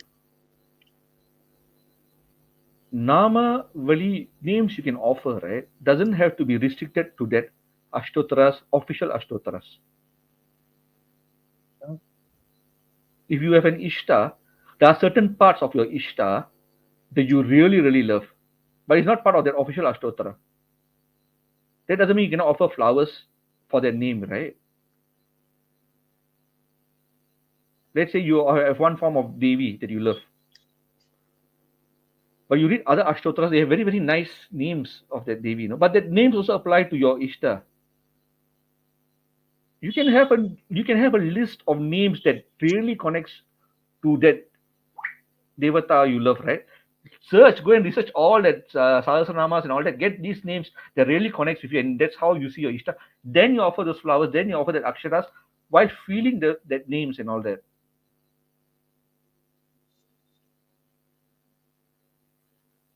Rather than doing like a road, even 21 names that you are offering, but have that faith, that kind of, Om Mahabalaya Namaha, Om Ranasuraya Namaha, Om Yutta Viraya Namaha, Om Kshetrapalaya Namaha, Om Shri Mahasanglikara Swami Namo Namaha, that it has to come like that.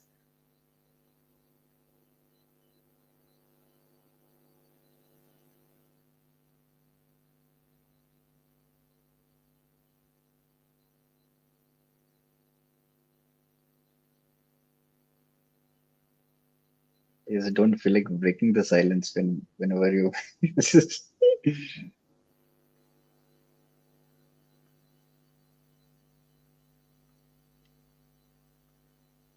It has to be that kind of your relationship with your Ishta, right? That would be your main relationship in this life. And then you have to go through a lot of sacrifices. You're going to miss functions. Your relatives are going to say shit about you, right? People might even I've seen people like I have my students. They say their wife always complains, why are they so long inside the puja space and all that. But that is your relationship that is going to go beyond this life. Yogis will say, always make your breath your best friend. because you came with that breath, and the last thing that's going to be with you is the breath. But if that swasa is your ishta, it's the same, then you have to make that your priority. And then the devata will uplift you in whatever way he thinks fit. He'll make you his or hers. And then you become like an instrument, an imperfect instrument, because we are all imperfect, but you become, at least you are worthy enough to be an imperfect instrument to the deity.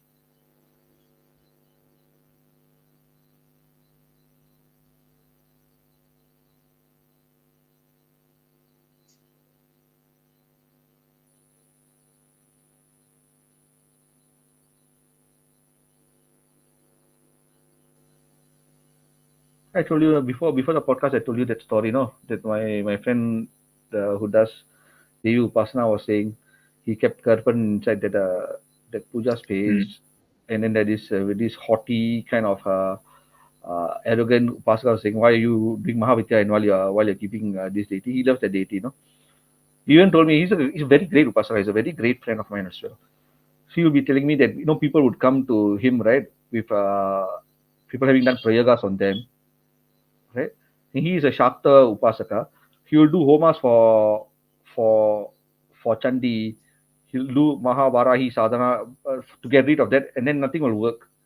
And when nothing works, he'll ask the people to go to the Karpan shrine uh, near the Smashan in his place, and the thing will get solved. There's no, it's just a grammar devata. No, it's not that. Right? So that's why when he asked me this thing, I was like, Tambi. He's much younger than me. I was like, Tambi. He's like, I said, I'm Ganesha Upasaka, I'm a Devi Upasaka, but Karpan Muchi. He's my life force. There's no comparison.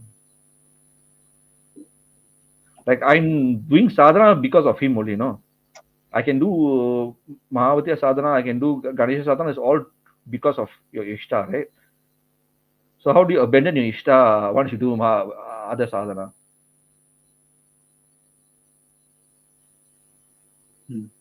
And people who have that duality, I've seen, I can tell you, even great so-called gurus and all that, when they have that duality, they will never go past the point. I've seen even people like in Sri Vidya, they look down on like Ugra forms of Devi. They do not, they will never go to that Advaitic, everything is okay for you kind of thing. When you feel disgust over God form, then you're not enlightened.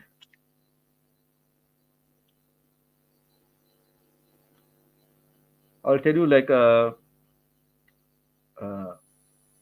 say, I don't know whether you know Sedu, a very good friend Sedu. Uh, so we went to a Murugar temple, Marudamalai temple. So this was the first time we were meeting, and he was like, "Gee, I'll bring you to the Marudamalai temple." So we all went to the Marudamalai temple. Murugan is down there. So I've been before. So handsome, so beautiful, and the kind of handsome that is beyond gender. It's a kind of special kind of handsome Murugan is. So this time he brought me, right. We went and stood there. Murugan had a mustache, right? He's like, "Gee, why is Murugan looking like Karpan today? Do you see?" They say, "Yeah, I also can see." He told me that. Then I was like, "Yeah, I also can see that." We used to. I was teasing him about it. So that when, because I was there, because my relationship with my Ishta is that he'll be there in any murti, he'll be there. Even in the Devi form, you see he'll be down there. But that kind of bhakti you have to build.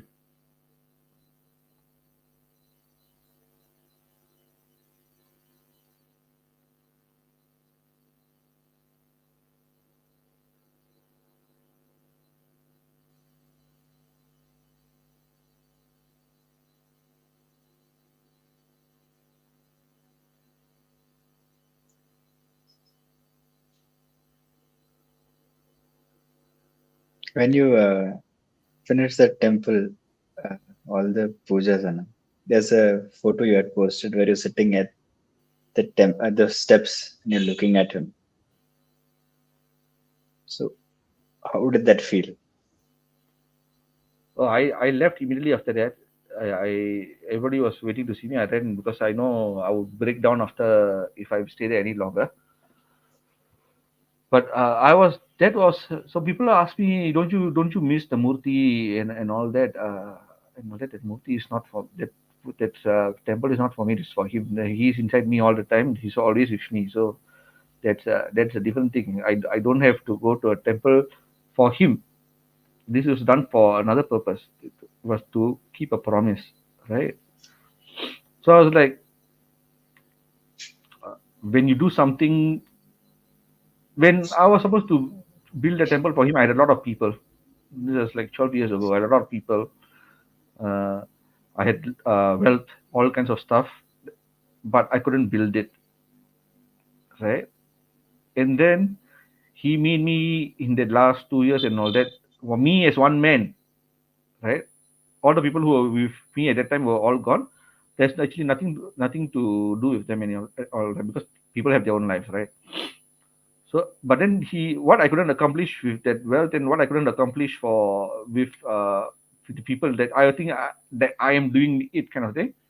He made me accomplish it by myself, like bringing the right people and all these kind of things. But and it's like not me build a temple. That's you build your own temple. You just used me to do all these kind of things. So I was just like admiring him.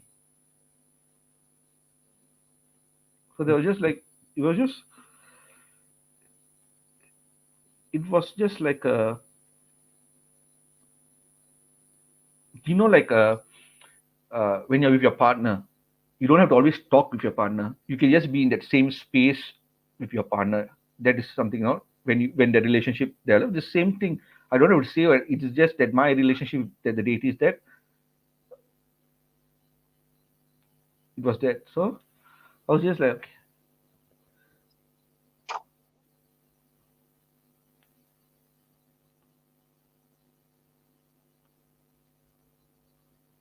and that's not the end. Of course, there's a lot more work I will definitely do for him in this life. It's just the start only. Because what I did was what I owed. So no, whatever I do from now will be something what I offer. There was a debt, right? Then the real work starts.